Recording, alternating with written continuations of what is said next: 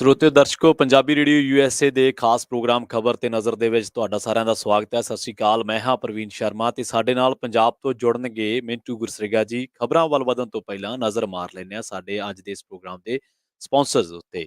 ਸਭ ਤੋਂ ਪਹਿਲਾਂ ਇਸ ਪ੍ਰੋਗਰਾਮ ਨੂੰ ਸਪਾਂਸਰ ਕਰਦੇ ਨੇ ਖਾਲਸਾ ਇੰਸ਼ੋਰੈਂਸ ਏਜੰਸੀ ਵਾਲੇ, ਜਿਨ੍ਹਾਂ ਦੇ ਨਾਲ ਤੁਸੀਂ ਕਿਸੇ ਵੀ ਤਰ੍ਹਾਂ ਦੀ ਜੇਕਰ ਇੰਸ਼ੋਰੈਂਸ ਕਰਵਾਉਣੀ ਹੈ ਤਾਂ ਸੰਪਰਕ ਕਰ ਸਕਦੇ ਹੋ। ਉਹਨਾਂ ਦਾ ਨੰਬਰ ਹੈ 408-272-2500।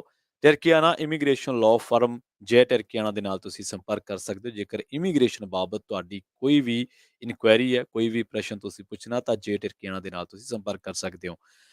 ਕ੍ਰਿਸ਼ਨ ਧਨੋਟਾ, ਬਲਜਿੰਦਰ ਸਿੰਘ ਨਿੱਜਰ, ਉਹਨਾਂ ਤੋਂ ਬਾਅਦ ਪਰਮਜੀਤ ਸਿੰਘ ਰੰਗੀ ਜੀ ਸਾਡੇ ਇਸ ਪ੍ਰੋਗਰਾਮ ਨੂੰ ਸਪਾਂਸਰ ਕਰਦੇ ਨੇ। ਪ੍ਰੋਗਰਾਮ ਦੇ ਵਿੱਚ ਅੱਗੇ ਵਧਣ ਤੋਂ ਪਹਿਲਾਂ ਮਿੰਟੂ ਜੀ ਦਾ ਕਰਦੇ ਹਾਂ ਸਵਾਗਤ। ਮਿੰਟੂ ਜੀ ਸਤਿ ਸ਼੍ਰੀ ਅਕਾਲ, ਸਵਾਗਤ ਹੈ ਤੁਹਾਡਾ ਪੰਜਾਬੀ ਰੇਡੀਓ ਯੂਐਸਏ ਤੇ। ਸ਼ੁਕਰੀਆ ਜੀ ਸਾਰਿਆਂ ਨੂੰ, ਸਤਿ ਸ਼੍ਰੀ ਅਕਾਲ ਜੀ। ਜੀ ਮਿੰਟੂ ਜੀ, ਖਬਰਾਂ ਵੱਲ ਵਧ ਗਏ ਤੇ ਸ਼ੁਰੂਆਤ ਕਰਗੇ ਆਮ ਆਦਮੀ ਪਾਰਟੀ ਤੋਂ। ਤੰਵਰ ਸਾਹਿਬ ਜਿਹੜੇ ਕਦੇ ਕਾਂਗਰਸ ਦੇ ਬੜੇ ਦਿੱਗਜ ਨੇਤਾ ਸੀਗੇ, ਆਮ ਆਦਮੀ ਪਾਰਟੀ 'ਚ ਹੋ ਗਿਆ ਸ਼ਾਮਲ ਹਰਿਆਣੇ ਦੇ ਵਿੱਚ ਜੀ। ਅਸ਼ੋਕ ਤੰਵਰ ਭੰਵਰ ਦੇ ਵਿੱਚ ਫਸਿਆ ਪਿਆ ਸੀਗਾ ਵਿਚਾਰਾ, ਇਹ ਵੀ ਇਸ ਬੁੱਲੇ ਦੇ ਨਾਲ ਪਾਰ ਲੰਘ ਜਾਊਗਾ, ਕਿਉਂਕਿ ਬੇਸਿਕਲੀ ਇਹ ਸੀਗਾ ਕਿ ਕਾਂਗਰਸ ਨੂੰ ਧੜੇਬੰਦੀਆਂ ਨੇ ਹਰਿਆਣੇ ਦੇ ਵਿੱਚ ਬਹੁਤ ਜ਼ਿਆਦਾ ਨੁਕਸਾਨ ਕੀਤਾ। ਤਾਂ ਉਹਦੇ ਚੋਂ ਇੱਕ ਧੜਾ ਠੀਕ ਉਸੇ ਤਰ੍ਹਾਂ ਹੀ ਜਿਸ ਤਰ੍ਹਾਂ ਪੰਜਾਬ ਦੇ ਵਿੱਚ ਸਿੱਧੂ ਧੜਾ ਹੈ ਜੀ, ਫਲਾਣਾ ਧੜਾ ਹੈ, ਧੜਾ ਧਰ ਜਿਹੜੇ ਧੜੇ ਆ ਉਹਨਾਂ ਦੇ ਵਿੱਚੋਂ ਹੀ ਇੱਕ ਧੜਾ ਇਸ ਤਰ੍ਹਾਂ ਹਰਿਆਣੇ 'ਚ ਸੀਗਾ ਤੰਵਰ ਦਾ। ਤਾਂ ਅਸ਼ੋਕ ਤੰਵਰ ਜਿਹੜਾ ਆ ਉਹ ਬਿਲਕੁਲ ਜਦੋਂ ਗੁੱਠੇ ਲਾਈਨ ਲੱਗ ਗਿਆ, ਸਾਈਡ ਲਾਈਨ ਹੋ ਗਿਆ। ਉਸ ਤੋਂ ਬਾਅਦ ਫਿਰ ਉਹਨੇ ਇੱਕ ਆਪਣਾ ਭਾਰਤ ਮੋਰਚਾ ਬਣਾ ਲਿਆ ਸੀਗਾ। ਉਸ ਤੋਂ ਬਾਅਦ ਫਿਰ ਉਹ TMC 'ਚ ਚਲੇ ਗਿਆ। ਹੁਣ ਜਦੋਂ ਉਹਨੇ ਵੇਖਿਆ, ਕਿਉਂਕਿ ਇਹ ਬੰਦੇ ਜਿਹੜੇ ਆ ਮੌਸਮ ਵਿਗਿਆਨੀ ਹੁੰਦੇ ਆ, ਅਰਦਾਸ ਮਾਨ ਵਾਂਗੂ ਪਹਿਲਾਂ ਤੇ ਝੂੜ ਕੇ ਜੇ ਬੈਠਾ ਸੀ, ਕਹਿਣ ਵਾਂਗੂ ਸਾਹਾਂ ਦੀ ਡੁੱਬਦੀ ਨਾਵ ਨੂੰ ਝੋਕਾ ਮਿਲੇ ਜਾਂ ਨਾ, ਤਾਂ ਉਹ ਨਾਵ ਹੁਣ ਜਿਹੜੀ ਆ ਉਹ ਕਿਨਾਰੇ ਲੱਗ ਜਾਏਗੀ। ਕਿਉਂਕਿ ਦੇਖੋ ਚੰਡੀਗੜ੍ਹ ਦਾ ਮਸਲਾ ਜਿਹੜਾ ਇੱਥੇ ਚੱਲਦਾ ਪਿਆ, ਉਹਦੇ ਵਿੱਚ ਇੱਕ ਚੀਜ਼ ਕੱਲ ਵਾਪਰਨ ਜਾ ਰਹੀ ਆ। ਉਹ ਕੀ ਆ ਕਿ ਹਰਿਆਣੇ ਵਾਲੇ ਵੀ ਇੱਕ ਸਪੈਸ਼ਲ ਇਜਲਾਸ ਸੱਦ ਕੇ ਬਹਿ ਗਏ ਨੇ ਜੀ। ਹੁਣ ਇੱਥੋਂ ਵਾਲਿਆਂ ਨੇ ਵੀ ਇਜਲਾਸ ਕੀਤਾ, ਇਹਨਾਂ ਦੀ ਵੀ ਮਜਬੂਰੀ ਸੀ, ਉਹਨਾਂ ਦੀ ਵੀ ਮਜਬੂਰੀ ਆ। ਬੇਸਿਕਲੀ ਕੀ ਆ ਕਿ ਇਸ ਵਿਸਾਤ ਨੂੰ ਸਮਝਣ ਦੀ ਜ਼ਰੂਰਤ ਆ।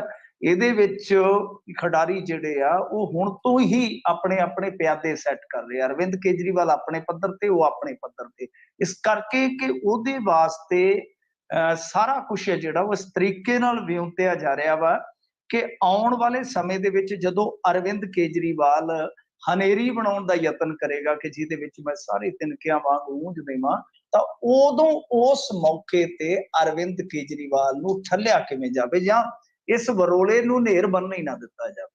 ਪਹਿਲਾਂ ਹੀ ਇੱਕ ਜਿਹੜੇ ਜਜ਼ਬਾਤੀ ਮੁੱਦੇ ਹੁੰਦੇ ਨੇ ਕਿਸੇ ਵੀ ਸਟੇਟ ਦੇ, ਕਿਸੇ ਵੀ ਖਿੱਤੇ ਦੇ, ਕਿ ਉਹਦੇ ਵਿੱਚ ਇਹਨੂੰ ਉਲਝਾ ਲਿਆ ਜਾਵੇ ਜੀ। ਤਾਂ ਉਸੇ ਕੜੀ ਦਾ ਹਿੱਸਾ ਆ ਕਿ ਜਿਸ ਤਰ੍ਹਾਂ ਹਰਿਆਣਾ ਰਾਜਨੀਤੀ ਨੂੰ ਜਦੋਂ ਅਸੀਂ ਦੇਖਦੇ ਹਾਂ ਤਾਂ ਉਹਦੇ ਵਿੱਚ ਖਾਸ ਤੌਰ ਤੇ SYL ਆ, ਖਾਸ ਤੌਰ ਤੇ ਚੰਡੀਗੜ੍ਹ ਦਾ ਮੁੱਦਾ ਆ, ਖਾਸ ਤੌਰ ਤੇ ਹਿੰਦੀ ਬੋਲਦੇ ਕੁਝ ਪਿੰਡ ਆ ਜਿਨ੍ਹਾਂ ਦੀ ਡਿਮਾਂਡ ਨਹੀਂ, ਜਿਨ੍ਹਾਂ ਦਾ ਕਲੇਮ ਕਰਦਾ ਹਰਿਆਣਾ ਕਿ ਉਹ ਸਾਡੇ ਆ, ਪਰ ਉਹ ਜੇ ਪਿੰਡ ਚਲੇ ਜਾਂਦੇ ਉਸ ਵੇਲੇ ਤੇ ਸਤਲੁਜ ਦੇ ਨਾਲ ਜਾ ਲੱਗਣੇ ਸੀਗੇ, ਉਹਨਾਂ ਦੀ ਦਰਿਆਈ ਮਾਲਕੀਅਤ ਬਣ ਜਾਣੀ ਸੀਗੀ। ਤਾਂ ਉਸ ਵੇਲੇ ਪੰਜਾਬੀਆਂ ਦਾ ਸਟੈਂਡ ਕੁਛ ਇਸ ਤਰ੍ਹਾਂ ਦਾ ਰਿਹਾ ਕਿ ਆਪਾਂ ਕਹਿ ਸਕਦੇ ਕਿ ਥੋੜਾ ਬਹੁਤਾ ਉਹਨਾਂ ਨੇ ਬਚਦਾ ਪੰਜਾਬ ਬਚਾਇਆ ਵਾ। ਪਰੰਤੂ ਮਸਲਾ ਇਹ ਆ ਕਿ ਇੱਧਰ ਵੀ ਰਾਜਨੀਤੀ ਹੈ ਚੰਡੀਗੜ੍ਹ ਤੇ, ਨਾ ਉਹਨਾਂ ਨੂੰ 400 ਪਿੰਡ ਕਿਸੇ ਨੇ ਲਿਖ ਕੇ ਦੇਣਾ ਆ, ਇਹ ਚਾਰੇ ਚੱਕ ਜਗੀਰ ਨਹੀਂ ਹੈਗੀ ਕਿਸੇ ਦੀ ਜੀ। ਤੇ ਨਾ ਚੰਡੀਗੜ੍ਹ ਕੋਈ ਗਮਲੇ ਦੇ ਵਿੱਚ ਲੱਗਿਆ ਪੌਦਾ ਹੈ, ਜਿਵੇਂ ਅੱਜ ਕੱਲ ਰੈਡੀਮੇਡ ਜਿਹੇ ਹੁੰਦੇ, ਤਿਆਰ ਹੀ ਹੁੰਦੇ ਆ ਬੂਟੇ, ਕਿ ਉੱਥੋਂ ਲੱਦੋ ਸਕੂਟਰ ਤੇ ਆਪਣੇ ਘਰ ਦੇ ਕਮਰੇ 'ਚ ਰੱਖ ਲਵਾ ਕੇ, ਕਿ ਇਸ ਤਰ੍ਹਾਂ ਕੋਈ ਚੰਡੀਗੜ੍ਹ ਸਜਾ ਕੇ ਥਾਲੀ 'ਚ ਸਾਨੂੰ ਨਹੀਂ ਦੇ ਸਕਦਾ। ਦੋਏ ਚੀਜ਼ਾਂ ਨੇ, ਐਵੇਂ ਜੋ ਮਰਜ਼ੀ ਕੋਈ ਕਹੀ ਜਾਵੇ, ਚਾਹੇ ਉਹ ਹਰਿਆਣਵੀ ਹੈ ਚਾਹੇ ਕੋਈ ਪੰਜਾਬੀ ਆ, ਇਹ ਇੱਕ ਸ਼ੁੱਧ ਸੱਚ ਆ ਤੇ 100% ਦਾ ਸੱਚ ਆ ਕਿ ਨਾ ਉਹਨਾਂ ਨੂੰ ਕੁਛ ਮਿਲਣਾ ਤੇ ਨਾ ਇਹਨਾਂ ਨੂੰ ਕੁਛ ਮਿਲਣਾ। ਕੇਂਦਰ ਸਰਕਾਰ ਆਪਦੇ ਪਰਾਂ ਦੇ ਹੇਠ ਕਰਕੇ ਬੈਠੀ ਹੈ ਸਾਰਾ ਕੁਛ ਜੀ। ਹੁਣ ਤੇ ਪੰਜਾਬ ਵਾਲੇ ਜਿਹੜੇ ਆ ਉਹ ਇਸ ਤਰ੍ਹਾਂ ਕਲੇਮ ਕਰਦੇ ਆ, ਆ ਮੈਨੂੰ ਹੁਣੇ ਕੈਨੇਡਾ ਚੋਂ ਫੋਨ ਆਇਆ, ਉਹ ਕਹਿੰਦੇ ਆ ਕਿ ਜਨਾਬ ਤੁਸੀਂ ਕਾਹਤੋਂ ਐਵੇਂ ਲੋਕਾਂ ਨੂੰ ਉਹ ਗਲਤ ਰਸਤੇ 'ਚ ਪਾਈ ਜਾਂਦੇ ਹੋ, ਤੁਸੀਂ ਪੱਤਰਕਾਰ ਕਾਹਦੇ ਪੱਤਰਕਾਰ ਜੇ ਬਈ ਤੁਸੀਂ, ਚਾਰ ਅਗਲਾ ਸਾਨੂੰ ਸੁਣਾਉਂਦਾ, ਅਸੀਂ ਤੇ ਹੱਥ ਬੰਨ ਕੇ ਬਹਿ ਜਾਈਦਾ ਅੱਗੇ, ਹਾਂਜੀ ਹਜ਼ੂਰ ਦੱਸੋ। ਉਹ ਕਹਿੰਦੇ ਕਿ ਤੁਸੀਂ ਆਪਦੀ ਚੰਡੀਗੜ੍ਹ ਛੱਡ ਕੇ ਰਾਜਧਾਨੀ ਕੋਈ ਵਿਚਾਲੇ ਜੇ ਬਣਾ ਲਓ। ਮੈਂ ਕਿਹਾ ਜੀ ਮੋਗਾ ਬਣਾ ਦਿਓ, ਫਿਰ ਉੱਠੀਏ ਜੀਰਾ ਬਣਾ ਦਿਓ, ਸਾਨੂੰ ਕੀ, ਚਲੋ ਬਣਾਉਣ ਵਾਸਤੇ ਸਾਨੂੰ ਪੈਸੇ ਤੇ ਦਵਾ ਦਿਓ ਜੀ। ਬਿਲਕੁਲ।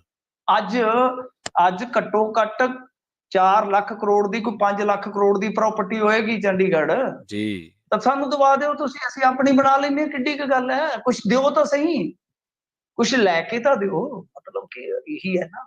ਜੀ ਸੋ ਇਸ ਤਰ੍ਹਾਂ ਹੁੰਦਾ ਕਿ ਬਈ ਗੱਲ ਜਿਹੜੀ ਹੈ ਕਿ ਚੰਡੀਗੜ੍ਹ ਜਿਹੜਾ ਆ ਉਹ ਸਹੀ ਹੈ ਕਿ ਨਹੀਂ ਮਿਲਣਾ, ਨਾ ਇਹਨਾਂ ਨੂੰ ਮਿਲਣਾ ਨਾ ਉਹਨਾਂ ਨੂੰ ਮਿਲਣਾ, ਬਟ ਇਹਦੇ ਵਿੱਚ ਇਹ ਤੇ ਸਾਫ਼ ਹੈ ਨਾ, ਇਹ ਤੇ ਸਾਫ਼ ਆ ਜੀ ਕਿ ਭਾਈ ਕੁਛ ਨਾ ਕੁਛ ਤੇ ਦਿਓ ਤਾਂ ਹੀ ਚੰਡੀਗੜ੍ਹ ਬਣੇਗਾ। ਪਰੰਤੂ ਉਹਦੇ ਵਿੱਚ ਉਹ ਇੱਕ ਸੱਚ ਹੈ, ਉਹ ਹਕੀਕਤ ਹੈ, ਦਰ ਹਕੀਕਤ ਆ ਕਿ ਉਹ ਉੱਥੇ ਰਹੇਗਾ। ਪਰੰਤੂ ਅਸਲ ਦੇ ਵਿੱਚ ਜਿਹੜਾ ਉਦੋਂ ਵੀ ਵੱਡਾ ਸੱਚ ਹੈ ਤੇ ਜਿਹੜਾ ਜ਼ਿਆਦਾ ਨੱਚਣ ਡਿਆ ਉਹ ਇਹੋ ਆ ਕਿ ਉਧਰ ਵੀ ਰਾਜਨੀਤੀ ਹੋ ਰਹੀ ਹੈ। ਕਾਂਗਰਸ, ਜਨਤਾ ਦਲ, ਸੌਰੀ ਜਿਹੜੇ ਚੁਟਾਲੇ ਆ, ਹਾਂਜੀ ਔਰ ਇਸ ਤੋਂ ਇਲਾਵਾ ਜਨਨਾਇਕ ਜਨਤਾ ਪਾਰਟੀ ਹੈ ਜਿਹੜੀ ਉਹਨਾਂ ਦੀ, ਉਹ ਸਾਰੇ ਇਸ ਮੁੱਦੇ ਤੇ ਇਸ ਤਰ੍ਹਾਂ ਫਸੇ ਹੋਏ ਨੇ ਕਿ ਕੋਈ ਵੀ ਪਾਰਟੀ ਵਿਰੋਧ ਨਹੀਂ ਕਰ ਸਕਦੀ ਉੱਥੇ ਭਾਰਤੀ ਜਨਤਾ ਪਾਰਟੀ ਇਹਨਾਂ ਮੁੱਦਿਆਂ ਤੇ। ਜੀ ਉਹਨਾਂ ਨੇ ਸਪੈਸ਼ਲੀ ਇਜਲਾਸ ਸੱਦ ਲਿਆ, ਅਸ਼ੋਕ ਤੰਵਰ ਇੱਧਰ ਆ ਗਿਆ, ਤੋ ਇਹ ਇੱਕ ਤਰ੍ਹਾਂ ਨਾਲ ਕਹਿ ਲਓ ਕਿ ਹੁਣ ਹਰਿਆਣੇ ਦੀ ਸ਼ੁਰੂਆਤ ਹੋ ਚੁੱਕੀ ਹੈ। ਸੋ ਸਾਡੇ ਵਿੱਚ ਮਤਲਬ ਮੈਂ ਜਿਵੇਂ ਕਹਿ ਰਿਹਾ ਸੀਗਾ ਕਿ ਸਾਡੇ ਵਿੱਚ ਵੀ ਤੁਸੀਂ ਦੇਖੋ ਕਿ ਇੱਕ ਧਾਰਨਾ ਹੈ ਕਿ ਸਾਡੇ ਆਪਣੇ ਬਹੁਤ ਸਾਰੇ ਸੋਸ਼ਲ ਮੀਡੀਆ ਤੇ ਵੀ ਤੁਸੀਂ ਦੇਖੋਗੇ ਐਸੇ ਬੰਦੇ ਨੇ ਜਿਹੜੇ ਕਹਿੰਦੇ ਕਿ ਮੈਂ ਹੁਣੇ ਇੱਕ ਪੜ੍ਹ ਰਿਹਾ ਸੀਗਾ, ਕਮਲ ਆਨੰਦ ਨੇ, ਬਹੁਤ ਜਿਹੜੇ ਐਕਟਿਵਿਸਟ ਨੇ, ਲਾਇਰ ਨੇ, ਉਹ ਲਿਖ ਰਹੇ ਸੀਗੇ ਕਿ ਪੰਜਾਬ ਵਾਸਤੇ ਹੁਣ ਚੰਡੀਗੜ੍ਹ ਦੀ ਕੀ ਵੈਲਿਊ ਹੈ, ਵੀ ਉਹ ਕਿਸ ਤਰ੍ਹਾਂ ਲਾਹੇਵੰਦ ਹੈ।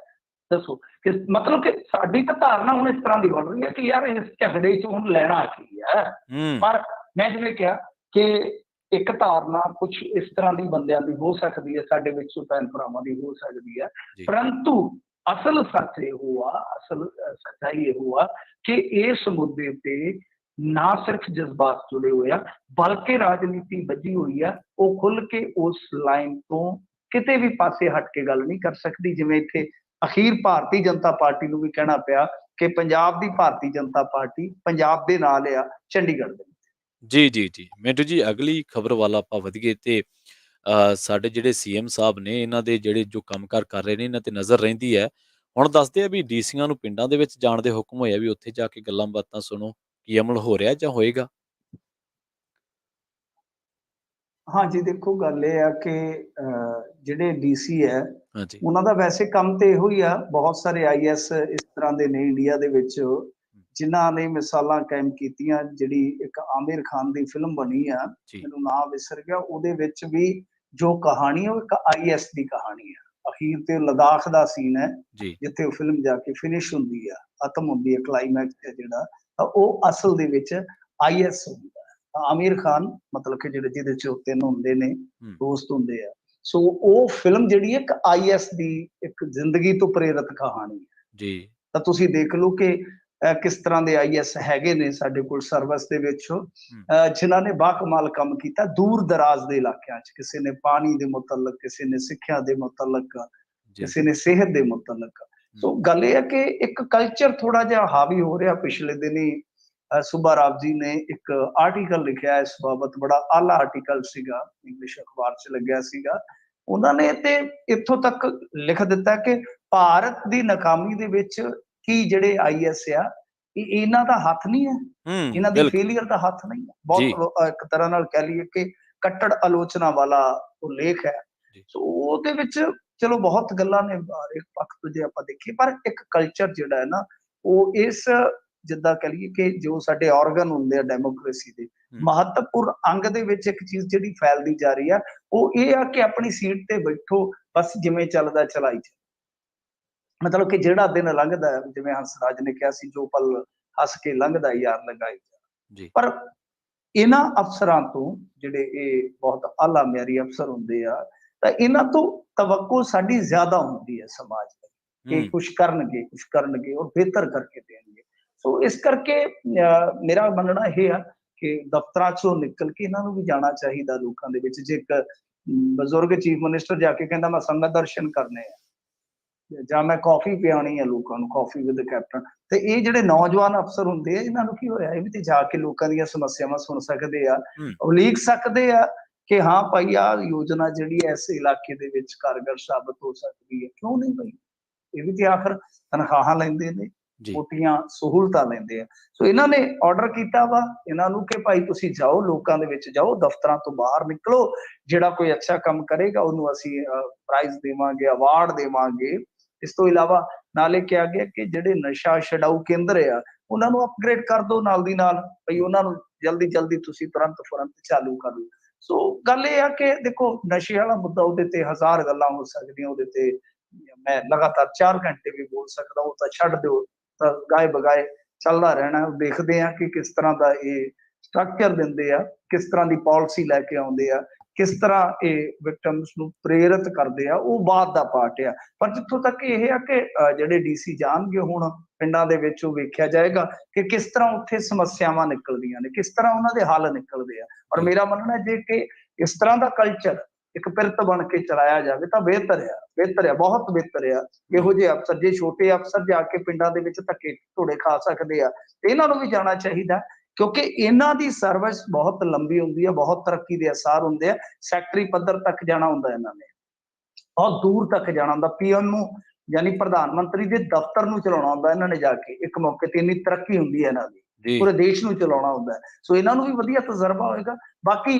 ਖਰੀਦ ਸੰਬੰਧੀ ਤਿਆਰੀਆਂ ਨੇ ਇਹਨਾਂ ਦੀਆਂ, ਤਾਂ ਮੇਰੇ ਖਿਆਲ ਦੇ ਨਾਲ ਡੀਸੀਜ਼ ਨੂੰ ਇਹਨਾਂ ਨੇ ਆਰਡਰ ਦਿੱਤਾ ਹੋਏਗਾ ਕਿ ਆਪੋ ਆਪਣੇ ਜ਼ਿਲ੍ਹੇ ਦੇ ਵਿੱਚ ਭਾਈ ਖਰੀਦ ਦੀਆਂ ਸਮੱਸਿਆਵਾਂ ਜਿਹੜੀਆਂ ਉਹ ਵੇਖੋ, ਕੋਈ ਸਮੱਸਿਆ ਨਾ ਆਵੇ, ਕਿਉਂਕਿ ਇਹਦੇ ਤੇ ਬਹੁਤ ਹੱਦ ਤੱਕ ਭਗਵੰਤ ਸਿੰਘ ਮਾਨ ਦੀ ਜਿਹੜੀ ਆ ਉਹ ਇੱਜ਼ਤ ਡਿਪੈਂਡ ਕਰਦੀ ਆ। ਜੇ ਖਰੀਦ ਵੀ ਨਾ ਕਰ ਸਕੇ, ਔਰ ਉਸ ਮੌਕੇ ਤੇ ਜਦੋਂ ਯੂਕਰੇਨ ਰਸ਼ੀਆ ਦੇ ਕੌਨਫਲਿਕਟ ਦੇ ਵਿੱਚ ਜਾਂ ਕਹ ਲਓ ਜੰਗ ਦੇ ਵਿੱਚ ਇਸ ਵੇਲੇ ਇੰਡੀਆ ਦੀ ਚਾਂਦੀ ਜਾਂਦੀ ਹੈ, ਤਾਂ ਜੀ। ਜੇ ਉੱਥੇ ਵੀ ਸਮੱਸਿਆ ਆ ਜਾਂਦੀ ਹੈ ਤਾਂ ਫਿਰ ਬਹੁਤ ਜ਼ਿਆਦਾ ਔਖਾ ਹੋ ਜਾਏਗਾ ਜਵਾਬ। ਜੀ, ਬਿਲਕੁਲ। ਮਿੰਟ ਜੀ ਅਗਲੀ ਖਬਰ ਵੱਲ ਵਧੀਏ, ਗੱਲ ਕਰੀਏ ਵਿਕਰਮ ਮਜੀਠੀਆ ਦੀ। ਸੁਪਰੀਮ ਕੋਰਟ ਤੋਂ ਝਟਕਾ ਲੱਗ ਗਿਆ ਤੇ ਮਸਲਾ ਡਰੱਗਸ ਦੇ ਨਾਲ ਜੁੜਿਆ ਹੋਇਆ ਹੈ। ਜੀ,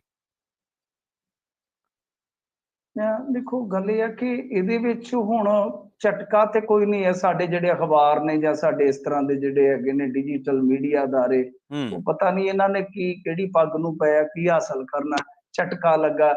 ਇੱਕ ਕਹਿ ਰਹੇ ਸਨ ਐਡੇ ਬੇਵਕੂਫ ਲੋਕ ਨੇ, ਬੇਵਕੂਫ ਲੋਕ ਨਹੀਂ ਮੈਂ ਕਹਿ ਰਿਹਾ, ਹਾਂਜੀ, ਜਿਹੜੇ ਇੱਥੇ ਕੰਮ ਕਰਨ ਵਾਲੇ ਆ, ਜਿਨ੍ਹਾਂ ਨੂੰ ਇੰਨੀ ਭੋਰਾ ਅਕਲ ਨਹੀਂ ਹੁੰਦੀ ਜੀ, ਕਿ ਕਾਨੂੰਨੀ ਭਾਸ਼ਾ ਦੇ ਵਿੱਚ ਕੀ ਸ਼ਬਦ ਟਾਈਪ ਕਰਨਾ, ਉਹ ਹੂੰ, ਇੰਨੇ ਕਾਲੇ ਹੁੰਦੇ ਆ। ਉਹ ਇੱਕ ਨੇ ਸਿਰਲੇਖ ਦਿੱਤਾ ਬਹੁਤ, ਕਹਿ ਲਈਏ ਕਿ ਬੜਾ ਨਾਮੀ ਉਹਨਾਂ ਦਾ ਡਿਜੀਟਲ ਅਖਬਾਰ ਦਾ ਅੰਕ ਹੈ ਜਿਹੜਾ, ਜੀ, ਉਹਦੇ ਵਿੱਚ ਕਹਿ ਰਹੇ ਆ ਕਿ ਸੁਪਰੀਮ ਕੋਰਟ ਨੇ ਮਜੀਠੀਏ ਦੀ ਪਟੀਸ਼ਨ ਕੀਤੀ ਰੱਦ, ਠੀਕ ਹੈ। ਤੇ ਸੁਣਵਾਈ ਹੋਏਗੀ 11 ਅਪ੍ਰੈਲ ਨੂੰ। ਦੱਸੋ ਕੀ ਕਰੇ ਜੀ, ਉਹ ਅੱਛਾ। ਬੇਵਕੂਫਾ ਜਹਾਨ ਦਿਆ। ਜੇ ਸੁਣਵਾਈ ਹੋ ਰਹੀ ਹੈ ਤੇ ਇਹਦਾ ਮਤਲਬ ਕਿ ਪਟੀਸ਼ਨ ਕਾਇਮ ਆ। ਬੇਵਕੂਫ ਜੀ, ਬੇਵਕੂਫ ਬੰਦਿਓ, ਇਹ ਦੇਖੋ ਕਿ ਜੇ ਪਟੀਸ਼ਨ ਰੱਦ ਹੋ ਗਈ ਤੇ ਫਿਰ ਸੁਣਵਾਈ ਕਾਹਦੀ ਹੋਣੀ ਹੈ, ਮੈਨੂੰ ਦੱਸੋ। ਹੂੰ, ਇਹੋ ਜਿਹਾ ਹਾਲ ਆ ਸਾਡੇ ਮੀਡੀਆ ਦਾ। ਸੋ ਝਟਕਾ ਨਹੀਂ ਇਹਨੂੰ ਕਹਿ ਸਕਦੇ। ਹਾਂ, ਇਹ ਹੁੰਦਾ ਕਿ ਜਿੱਦਾਂ ਲਾ ਲਓ ਕਿ ਅੱਜ ਦੇ ਦਿਨ ਆਪਾਂ ਕਹਿ ਸਕਦੇ ਆ ਕਿ ਜੋ ਉਮੀਦ ਸੀ, ਅੱਜ ਉਮੀਦਾਂ ਨੂੰ ਝਟਕਾ ਵਾ। 11 ਨੂੰ ਫਿਰ ਸੁਣਵਾਈ ਹੋਏਗੀ, 11 ਨੂੰ ਫਿਰ ਹੋ ਸਕਦਾ ਕਿ ਫੈਸਲਾ ਨਾ ਆਵੇ, ਹੋ ਸਕਦਾ ਕੋਈ 4 ਦਿਨ ਹੋਰ ਪੈ ਜਾਣ। ਪਰ ਇਸ ਤਰ੍ਹਾਂ ਮਤਲਬ ਕਿ ਇੱਕ ਨਾ ਦੁਵਿਧਾ ਚ ਪਾ ਦਿੱਤਾ ਜਾਂਦਾ ਆ ਦਰਸ਼ਕ ਆ ਜਾਂ ਤੁਹਾਡਾ ਸਰੋਤਾ ਹੈ, ਕੋਈ ਵੀ ਇੱਕ ਜੀ, ਦੁਵਿਧਾ ਚ ਪਾ ਦਿੱਤਾ ਜਾਂਦਾ ਕਿ ਕੋਈ ਜਾ ਕੇ ਉੱਥੇ ਕਹਿ ਦਿੰਦਾ ਕਿ ਲੋ ਪਟੀਸ਼ਨ ਤੇ ਰੱਦ ਹੋ ਗਈ, ਕੋਈ ਹਾਂਜੀ, ਕਹਿੰਦਾ ਨਹੀਂ ਨਹੀਂ ਸੁਣਵਾਈ ਹੋਣੀ ਹੈ। ਇੱਕੋ ਖਬਰ ਆ, ਇੱਕੋ ਮਾਇਨਾ ਜਿਹੜਾ ਉਹ, ਪਰ ਉਹ 2 ਥਾਵਾਂ ਤੇ ਵਰਤਿਆ ਜਾਂਦਾ, ਉਹ 2 ਥਾਵਾਂ ਤੇ ਬਦਲ ਜਾਂਦਾ ਹੈ। ਹੂੰ, ਸੋ ਇਸ ਕਰਕੇ 11 ਨੂੰ ਮੁੜ ਸੁਣਵਾਈ ਹੋਏਗੀ। ਮਸਲਾ ਇਹੀ ਹੈ ਕਿ ਹੁਣ ਵਿਕਰਮ ਸਿੰਘ ਮਜੀਠੀਏ ਨੂੰ ਇਸ ਗੱਲ ਦਾ ਅਹਿਸਾਸ ਆ ਕਿ ਉਹਦੀ ਬੇਲ ਹੋਣੀ ਕੋਈ ਨਹੀਂ, ਹਾਂਜੀ, ਉਹਦੀ ਜ਼ਮਾਨਤ ਐਨਡੀਪੀਐਸ ਚ ਨਹੀਂ ਹੋਣੀ। ਮੈਂ ਅੱਗੇ ਇੱਕ ਦਿਨ ਤਫਸੀਲ ਨਾਲ ਦੱਸਿਆ ਸੀਗਾ ਇਸੇ ਮੰਚ ਤੇ ਕਿ ਬਾਈ ਗੱਲ ਇਹ ਹੁੰਦੀ ਆ ਕਿ ਜਦੋਂ ਇਸ ਤਰ੍ਹਾਂ ਦੇ ਐਨਡੀਪੀਐਸ ਵਗੈਰਾ ਕੇਸਾਂ ਦੇ ਵਿੱਚ ਜਾਂ ਰੇਪ ਕੇਸ ਆ, ਜਿਹੜੇ ਇਸ ਤਰ੍ਹਾਂ ਦੇ ਸਖਤ ਕਾਨੂੰਨ ਹੁੰਦੇ ਆ, ਜਿੱਥੇ ਇੱਕ ਵਾਰੀ ਇਸ ਤਰ੍ਹਾਂ ਬੇਲ ਗ੍ਰਾਂਟ ਕਰ ਦਿੱਤੀ ਜਾਵੇ ਤਾਂ ਜਿਹੜੇ ਅਦਰ ਇਸ ਤਰ੍ਹਾਂ ਦੇ ਕੇਸ ਹੁੰਦੇ ਆ ਉਹਨਾਂ ਦੇ ਵਿੱਚ ਉਹਦਾ ਫਿਰ ਆਧਾਰ ਦਿੱਤਾ ਜਾਂਦਾ, ਗਰਾਊਂਡ ਦਿੱਤਾ ਜਾਂਦਾ ਹੈ ਕਿ ਭਾਈ ਫਲਾਣੇ ਕੇਸ ਦੇ ਵਿੱਚ ਉਹ ਮਿਸਾਲ ਦੇ ਤੌਰ ਤੇ ਇਸਤੇਮਾਲ ਕੀਤਾ ਜਾਂਦਾ। ਅੱਗੇ ਰਸਤਾ ਖੁੱਲ ਜਾਂਦਾ ਬਹੁਤ ਸਾਰੇ ਹਜ਼ਾਰਾਂ ਲੱਖਾਂ ਲੋਕਾਂ ਵਾਸਤੇ ਕਿ ਭਾਈ ਇਸ ਮਾਮਲੇ ਦੇ ਵਿੱਚ ਸਪੈਸੀਫਿਕਲੀ ਜਦੋਂ ਬੇਲ ਹੋਈ ਸੀਗੀ ਤਾਂ ਉਸ ਵੇਲੇ ਆਹ ਬੰਦੇ ਤੇ ਇੰਨਾ ਮਾਲ ਦਾ ਕੇਸ ਚੱਲਦਾ ਸੀਗਾ। ਸੋ ਹੂੰ, ਕਾਨੂੰਨ ਕਦੇ ਵੀ ਇਸ ਤਰ੍ਹਾਂ ਦੀ ਮਿਸਾਲ ਨਹੀਂ ਪਾਉਂਦਾ, ਕਿਉਂਕਿ ਜੇ ਇੱਕ ਵਾਰੀ ਇਸ ਤਰ੍ਹਾਂ ਦੀ ਮਿਸਾਲ ਬਣ ਜਾਵੇ, ਇਹ ਮਾਮਲਾ ਜਿਹੜਾ ਉਹ ਕੋਈ ਇਹ ਤੇ ਹੈ ਨਹੀਂਗਾ ਕਿ ਬੀੜੀਆਂ ਦਾ ਬੰਡਲ ਫੜਿਆ ਗਿਆ ਕਿਸੇ ਦੇ ਗੀਜ਼ੇ ਚੋਂ, ਜਾਂ ਕਾਟਕੂ ਭੁੱਕੀ ਦਾ ਫੜਿਆ ਗਿਆ, ਜਾਂ ਕਿਸੇ ਨੇ ਲਾਹਨ ਦਾ ਤੌੜਾ ਪਾਇਆ ਹੋਇਆ ਸੀਗਾ ਉਹ ਫੜਿਆ ਗਿਆ। ਇਹ ਕੁਆਂਟਲਾਂ ਮੁਹੀ ਤੇ ਨਸ਼ੇ ਦਾ ਮਸਲਾ ਜੋ ਇਹਦੇ ਵਿੱਚ ਇਸ ਤਰ੍ਹਾਂ ਜ਼ਮਾਨਤ ਸਿੱਧੇ ਰੂਪ 'ਚ ਜੇ ਮਿਲੇਗੀ ਤੇ ਫਿਰ ਦੂਜਿਆਂ ਵਾਸਤੇ ਵੀ ਰਸਤੇ ਖੁੱਲ ਜਾਣਗੇ ਜਿਹੜੇ ਨਸ਼ਾ ਵਿਰੋਧੀ ਕਾਨੂੰਨਾਂ ਦੇ ਤਹਿਤ ਫਸੇ ਹੋਏ ਨੇ।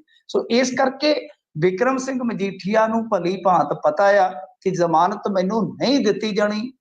ਇਸ ਕਰਕੇ ਹੁਣ ਇਹਨਾਂ ਨੇ ਚਾਰਾਜੋਈ ਕੀਤੀ ਆ ਕਿ ਸਾਡਾ ਕੇਸ ਹੀ ਰੱਦ ਕਰੋ, ਨਾ ਰਹੂ ਵਾਂਸ ਤੇ ਨਾ ਵਜੂ ਬਾਂਸਰੀ। ਜੀ ਤੇ ਇਸ ਕਰਕੇ ਇਹ ਜਿਹੜੀ ਪਟੀਸ਼ਨ ਆ ਹਾਲੇ ਕਾਇਮ ਆ। 11 ਨੂੰ ਕੀ ਫੈਸਲਾ ਹੁੰਦਾ ਕਿ ਨਹੀਂ, ਪਰ ਮੈਨੂੰ ਨਹੀਂ ਲੱਗਦਾ ਕੇਸ ਰੱਦ ਕੀਤਾ ਜਾਊਗਾ। ਜੇ ਕੇਸ ਰੱਦ ਕਰ ਦਿੱਤਾ ਜਾਂਦਾ ਤਾਂ ਫਿਰ ਇਸ ਕੇਸ ਦੇ ਵਿੱਚ ਬਚਣਾ ਹੀ ਕੁਛ ਨਹੀਂ, ਜੇ ਮਜੀਠੀਏ ਦਾ ਕੇਸ ਰੱਦ ਹੁੰਦਾ। ਜੀ ਜੀ ਜੀ ਮਿੰਟੂ ਜੀ, ਵਿੱਚ ਇਹ ਰੌਲਾ ਪੈਂਦਾ ਰਿਹਾ ਵੀ ਟੋਲ ਪਲਾਜ਼ੇ ਮਹਿੰਗੇ ਹੋ ਗਏ, ਪਰ ਟੋਲ ਪਲਾਜ਼ਿਆਂ ਬਾਰੇ ਕੋਈ ਅਹਿਮ ਖੁਲਾਸੇ ਨਾਲ ਵੀ ਕੋਈ ਖਬਰ ਜੁੜੀ ਹੈ, ਕੋਈ ਖੁਲਾਸਾ ਹੋਇਆ ਮਿੰਟੂ ਜੀ?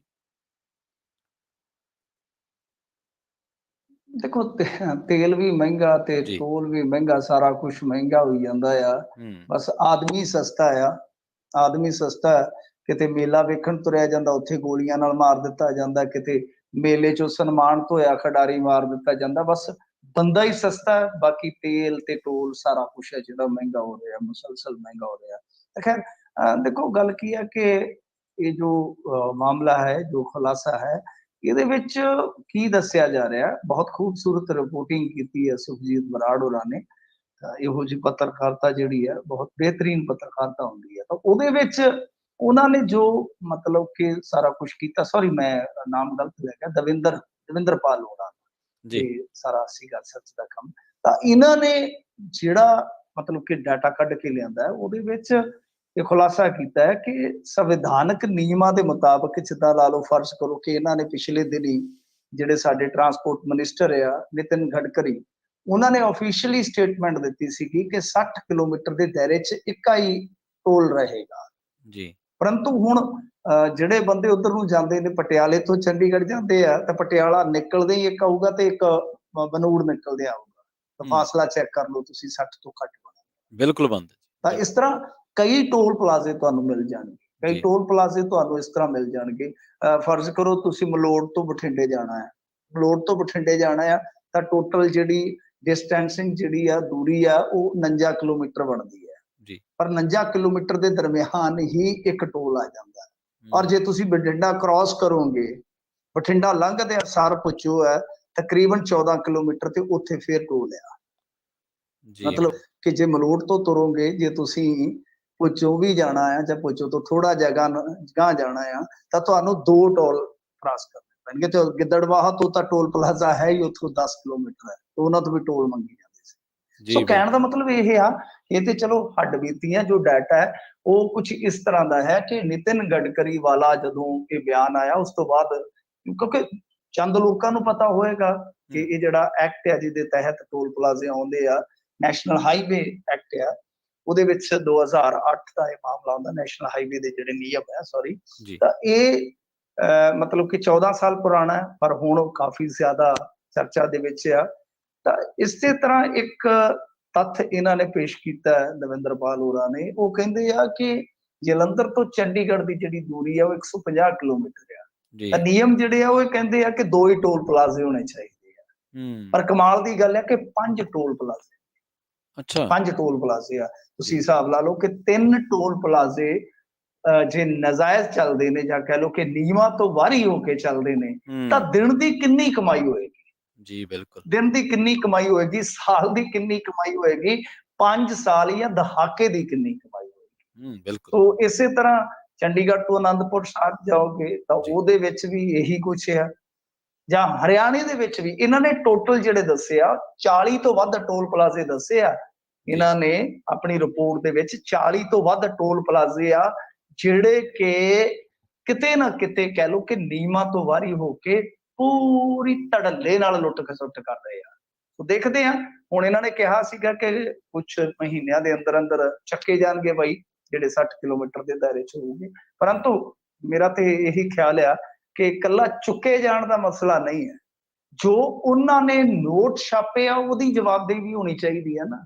ਹਾਂ ਬਿਲकुल ਉਹ ਇੰਨਾ ਪੈਸਾ ਲੈ ਗਏ ਆ ਲੁੱਟ ਖਸੁੱਟ ਕਰਕੇ, ਜੀ ਤਾਂ ਉਹਦੀ ਜ਼ਿੰਮੇਵਾਰੀ ਕੌਣ ਲਵੇਗਾ ਜੀ? ਹੂੰ ਜੀ ਬਿਲकुल ਮਿੰਟੂ ਜੀ, ਤੁਸੀਂ ਜਦੋਂ ਅਸ਼ੋਕ ਤੰਵਰ ਜੀ ਬਾਰੇ ਗੱਲਬਾਤ ਕਰ ਰਹੇ ਸੀਗੇ, ਕਾਂਗਰਸ ਦੇ ਕਲੇਸ਼ ਦਾ ਜ਼ਿਕਰ ਕੀਤਾ ਸੀਗਾ, ਉਦੋਂ ਜ਼ਿਹਨ ਦੇ ਵਿੱਚ ਇੱਕ ਗੱਲ ਭੁੱਲ ਹੀ ਗਏ ਵੀ ਬਿੱਟੂ ਜੀ ਮਿਲੇ ਆ ਪ੍ਰਧਾਨ ਮੰਤਰੀ ਸਾਹਿਬ ਨੂੰ। ਵੈਸੇ ਤੁਸੀਂ ਦੱਸਿਆ ਸੀ ਬਹੁਤ ਵਾਰੀ ਵੀ ਪ੍ਰਧਾਨ ਮੰਤਰੀ ਸਾਹਿਬ ਤਾਂ ਛੇਤੀ ਕਿਤੇ ਮੁੱਖ ਮੰਤਰੀ ਨੂੰ ਨਹੀਂ ਮਿਲਦੇ, ਤੇ ਰਵਨੀਤ ਬਿੱਟੂ ਤਾਂ ਕਾਫੀ ਸਮਾਈਲ ਕਰ ਰਿਹਾ ਉਹਨਾਂ ਨੂੰ ਮਿਲਦੇ ਹੋਏ। ਐਮਪੀ ਇੱਕ ਪ੍ਰਧਾਨ ਮੰਤਰੀ ਨੂੰ ਮਿਲ ਸਕਦਾ ਹੈ, ਨਹੀਂ ਪਰ ਦੇਖੋ, ਰਵਨੀਤ ਬਿੱਟ ਅ, ਜੀ, ਜੀ, ਜੀ। ਰਵਨੀਤ ਬਿੱਟੂ ਦਾ ਪਾਸ ਬਣਿਆ ਅੱਛਾ, ਜਿਵੇਂ ਠੀਕ ਹੈ। ਸਟੂਡੈਂਟਾਂ ਦਾ ਪੁਰਾਣੇ ਸਮੇਂ 'ਚ ਰੋਡਵੇਜ਼ ਦਾ ਪਾਸ ਬਣਿਆ ਹੁੰਦਾ, ਇਹਨਾਂ ਦਾ ਪਾਸ ਬਣਿਆ, ਹੂੰ, ਇਹ ਜਾ ਸਕਦੇ ਆ। ਜੀ, ਅੱਛਾ। ਸਪੈਸ਼ਲ ਪਾਸ ਹੈ ਇਹਨਾਂ ਦੇ, ਕਾਂਗਰਸ ਦੇ ਇਹ ਕਲੇਸ਼ ਦੇ ਚਲੇ ਦਰਮਿਆਨ ਜਾਂਦੇ। ਮਿਲੇ ਮਿੰਟੂ ਜੀ? ਹਾਂਜੀ, ਇਹ ਤੇ ਕਈ ਵਾਰ ਇਹ ਤੇ ਕਈ ਵਾਰ ਭਾਰਤ ਭੂਸ਼ਣ ਆਸ਼ੂ ਨੂੰ ਵੀ ਨਾਲ ਲੈ ਜਾਂਦੇ ਆ ਵਾਹ! ਕਿ ਆ ਜਾ ਚੱਲੀਏ, ਆ ਜਾ ਤੈਨੂੰ ਮੈਂ ਮਿਲਾ ਕੇ ਲਿਆਉਣਾ। ਠੀਕ ਸੋ ਹੈ। ਇਹਨਾਂ ਦੀ ਪਹੁੰਚ ਹੈ, ਵੈਸੇ ਤੇ ਸੁਣਿਆ ਮੈਂ ਤੇਰੀ ਪਹੁੰਚ ਖੁਦਾ ਤੱਕ ਜੀ, ਹੈ। ਜੇ ਕਿਤੇ ਲੋੜ ਪੈ ਜੀ ਤੇ ਬੰਦੇ ਨੂੰ ਪਰਖ ਲਵੀਂ, ਬਸ ਇਹੀ ਹੈ ਕਿ ਇਸ ਟਾਈਮ ਬਿੱਟੂ ਦਾ ਇਹ ਜਿਹੜਾ ਮੁਲਾਕਾਤ ਕਰਕੇ ਆਣਾ ਆ, ਉਹ ਚਰਚਾ ਦਾ ਵਿਸ਼ਾ ਇਸ ਕਰਕੇ ਆ ਕਿਉਂਕਿ ਇੱਕ ਪਾਸੇ ਨੈਸ਼ਨਲ ਮੀਡੀਆ ਦੇ ਇੱਕ ਹਿੱਸੇ 'ਚੋਂ ਇਹ ਖਬਰ ਆ ਰਹੀ ਸੀਗੀ ਕਿ ਸ਼ਾਇਦ ਕਾਂਗਰਸ ਜਿਹੜੀ ਆ ਨਵਜੋਤ ਸਿੰਘ ਸਿੱਧੂ ਤੇ ਹੀ ਦਾ ਖੇਡੇਗੀ। ਤਾਂ ਦੂਸਰੇ ਪਾਸੇ ਉਹ ਮਿਲਣੀ ਕਰ ਰਹੇ ਨੇ, ਕਹਿ ਰਿਹਾ ਕਿ ਪੰਜਾਬ ਦੇ ਮੈਂ ਮਿਸਾਈਲ ਚੁੱਕੇ ਨੇ ਉੱਥੇ ਜਾ ਕੇ। ਜੀ। ਪੰਜਾਬ ਦੇ ਜਿਹੜੇ ਸੰਕਟ ਨੇ, ਮੈਂ ਉਹਨਾਂ ਦੀ ਗੱਲ ਕੀਤੀ ਆ ਕਿ ਇਹ ਕਿਸ ਮਤਲਬ ਕਿ ਜ਼ਿੰਮੇਵਾਰੀ ਨਾਲ ਕਹਿ ਰਹੇ ਆ, ਹੂੰ, ਮੈਂਬਰ ਪਾਰਲੀਮੈਂਟ ਦੇ ਤੌਰ ਤੇ, ਹੂੰ, ਸੰਭਾਵੀ ਪ੍ਰਧਾਨ ਦੇ ਤੌਰ ਤੇ, ਕਿਉਂਕਿ ਪ੍ਰਧਾਨ ਦੀ ਦੌੜ ਦੇ ਵਿੱਚ ਰਵਨੀਤ ਬਿੱਟੂ ਇੱਕ ਬਹੁਤ ਵੱਡਾ ਰੇਸਰ ਆ, ਠੀਕ ਹੈ। ਬਹੁਤ ਵੱਡਾ ਦੌੜਾਕ ਆ, ਇਸ ਟਾਈਮ ਬੜਾ ਵੱਡਾ ਦਾਅਵੇਦਾਰ ਆ। ਹੂੰ, ਸੋ ਕੀ ਉਸ ਹੈਸੀਅਤ ਨਾਲ ਕਹਿ ਰਹੇ ਆ, ਜਾਂ ਇਸ ਹੈਸੀਅਤ ਨਾਲ ਕਹਿ ਰਹੇ ਆ ਕਿ ਬਾਈ ਮੇਰੀ ਕੈਫੀਅਤ ਜਿਹੜੀ ਆ ਹੁਣ ਥੋੜੀ ਬਦਲੀ, ਮੈਂ ਹੂੰ, ਸੋਚਦਾ ਪਿਆ ਵਾਂ ਕਿ ਟਾਂਗਾ ਬਦਲ ਲਵਾਂ। ਇਹ ਵੀ ਤੇ ਹੋ ਸਕਦਾ ਹੈ ਨਾ। ਕੁਛ ਵੀ ਹੋ ਸੋ ਸਕਦਾ। ਇਹ ਸੰਭਾਵਨਾ ਹੈ, ਜੀ, ਕਿਉਂਕਿ ਮਾਇਨੇ ਕੱਢੇ ਜਾ ਰਹੇ ਆ ਕਿ ਐਨ ਮੌਕੇ ਤੇ ਇਹ ਜਿਹੜੀ ਮੁਲਾਕਾਤ ਆ ਤੇ ਬੜੀ ਚਿਕਨੀ ਚੋਪੜੀ ਜੀ ਮੁਲਾਕਾਤ ਆ। ਹੂੰ, ਕਿਉਂਕਿ ਇੱਕ ਮੁਲਾਕਾਤ ਹੁੰਦੀ ਹੈ ਕਿ ਰਸਮੀ ਮੁਲਾਕਾਤ ਹੁੰਦੀ ਹੈ ਲੀਡਰਾਂ ਦੀ, ਜੀ, ਉਹਦੇ 'ਚ ਕੋਈ ਚੱਕਰ ਨਹੀਂ ਹੈਗਾ, ਲੀਡਰ ਮਿਲਦੇ ਨੇ ਇੱਕ ਦੂਜੇ ਨਾਲ। ਇੱਕ ਮੁਲਾਕਾਤ ਹੁੰਦੀ ਹੈ ਜਲੌ ਜਿਹੜਾ ਹੈ ਨਾ ਗੱਲਾਂ 'ਚੋਂ ਬਾਹਰ ਚੋਂਦਾ ਆ, ਹੂੰ, ਜਿਵੇਂ ਮਾਖੋ ਦਾ ਛੱਤਾ ਐ ਨਚੋੜੀ ਦਾ ਤੇ ਧਾਰ ਪੈਂਦੀ ਆ ਨਾ ਸ਼ਹਿਦ ਦੀ, ਜੀ, ਉਸੇ ਤਰ੍ਹਾਂ ਕਈ ਵਾਰ ਜਲੌ ਜਿਹੜਾ ਹੈ ਉਹ ਦੱਸਦਾ ਹੈ। ਸੋ ਇਸ ਕਰਕੇ ਪਤਾ ਨਹੀਂ ਹੁਣ ਉਹਨਾਂ ਦੇ ਮਤਲਬ ਕਿ ਸੰਭਾਵਨਾ ਦੇ ਵਿੱਚ ਕੀ ਹੈ ਜਾਂ ਉਹਨਾਂ ਦੇ ਇਰਾਦੇ ਦੇ ਵਿੱਚ ਕੀ ਹੈ, ਪਰ ਖਾਸੀ ਚਰਚਾ ਹੈ ਇਸ ਮੁਲਾਕਾਤ ਦੀ। ਜੀ, ਜੀ, ਜੀ, ਬਿਲਕੁਲ। ਜਾਂਦੇ-ਜਾਂਦੇ ਮਿੰਟੂ ਜੀ, ਇੱਕ ਖਬਰ ਕਰਦੇ ਹਾਂ ਲਾਭ ਸਿੰਘ ਗੁੱਗੇ ਦੀ। ਵੈਸੇ ਸਾਡੇ ਆਲੇ-ਦੁਆਲੇ ਘਟਨਾਵਾਂ ਐਸੀਆਂ ਵਾਪਰਦੀਆਂ ਰਹਿੰਦੀਆਂ ਜਿਹੜੀਆਂ ਸਾਨੂੰ ਇੰਸਪਾਇਰ ਕਰਦੀਆਂ, ਮੋਟੀਵੇਟ ਕਰਦੀਆਂ। ਲਾਭ ਸਿੰਘ ਗੁੱਗੇ ਐਮਐਲਏ ਬਣ ਗਏ ਨੇ, ਐਮਐਲਏ ਦੇ ਤੌਰ ਤੇ ਉਹਨਾਂ ਦੀ ਜਵਾਬਦੇਹੀ ਤਾਂ ਰਹੇਗੀ, ਪਰ ਖਾਸ ਘਟਨਾ ਇਹ ਵਾਪਰੀ ਵੀ ਜਿਸ ਸਕੂਲ ਦੇ ਵਿੱਚ ਉਹ ਮੁੱਖ ਮਹਿਮਾਨ ਬਣ ਕੇ ਗਏ, ਉੱਥੇ ਉਹਨਾਂ ਦੇ ਮਾਤਾ ਜੀ ਕੰਮ ਕਰਦੇ ਨੇ। ਮੇਰੇ ਖਿਆਲ ਦੇ ਨਾਲ ਇਹ ਬਹੁਤ ਵੱਡੀ ਘਟਨਾ ਹੈ, ਸ਼ਾਇਦ ਜੀ ਜ਼ਿੰਦਗੀ ਦੇ ਨਜ਼ਰੀਏ ਤੋਂ ਜੇਕਰ ਦੇਖਿਆ ਜਾਏ ਤਾਂ। ਜੀ।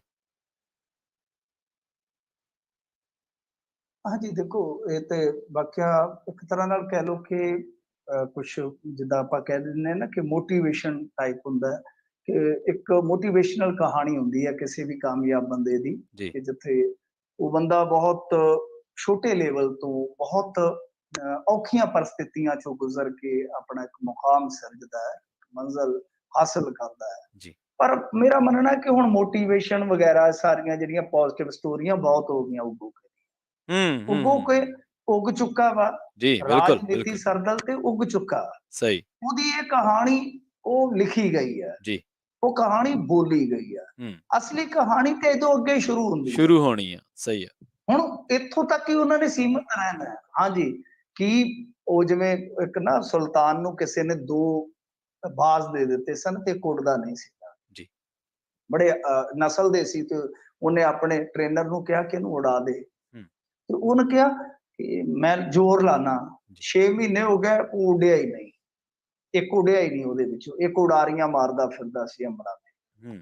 ਤਾਂ ਫਿਰ ਬਹੁਤ ਜ਼ੋਰ ਲੱਗਾ, ਹੋਰ ਵੀ ਬੰਦੇ ਆਏ, ਇਨਾਮਾਤ ਰੱਖੇ ਗਏ ਕਿ ਆਓ ਭਾਈ ਇਹਨੂੰ ਉਡਾਓ ਯਾਰ, ਇਹਨੂੰ ਬਿਮਾਰੀ ਕੀ ਆ? जी, जी। ਅਖੀਰ ਕੋਈ ਭੱਦਰ ਪੁਰਸ਼ ਜਾ ਰਿਹਾ ਸੀਗਾ, ਸਿਆਣਾ ਆਦਮੀ ਜਾ ਰਿਹਾ ਸੀਗਾ, ਉਹ हाँ ਉਸ जी। ਦੇਸ਼ ਚੋਂ ਲੰਘ ਰਿਹਾ ਸੀ। ਉਹਨੇ ਆਖਿਆ ਕੀ ਚੱਕਰ ਹੈ, ਬੜੇ ਟੈਨਸ਼ਨ ਦੇ ਵਿੱਚ ਫਿਰਦੇ ਜੀ। हुँ। ਉਹਨੇ ਆਖਿਆ ਰਾਜੇ ਦਾ ਨਾ ਜਿਹੜਾ ਉਹ ਬਾਜ਼ ਨਹੀਂ ਉੱਡਦਾ ਪਿਆ, ਬੜਾ ਨਸਲ ਦਾ ਬਾਜ਼ ਹੈ, ਬੜਾ अच्छा। ਖਾਸ ਬਾਜ਼ ਹੈ ਤੇ ਬੜਾ ਪਿਆਰਾ ਬਾਜ਼ ਹੈ। ਉਹਨੇ जी, ਆਖਿਆ जी। ਕਿਹੜੀ ਗੱਲ ਹੈ, ਕੋਈ ਗੱਲ ਨਹੀਂ, ਇੱਕ ਮੌਕਾ ਦੇ ਦਿਓ, ਆਪਾਂ ਦੇਖ ਲੈਂਦੇ ਹਾਂ ਅਜ਼ਮਾ ਕੇ, ਨਹੀਂ ਤੇ ਭਾਈ ਅਸੀਂ ਤੇ ਲੰਘੇ ਹੀ ਜਾਂਦੇ ਹਾਂ ਇਸ ਨਗਰੀ ਚ। हुँ। ਤੇ ਚਲੋ ਉਸ ਬੰਦੇ ਨੇ ਅਗਲੇ ਦਿਨ ਬਾਜ਼ ਉਡਾ ਦਿੱਤਾ।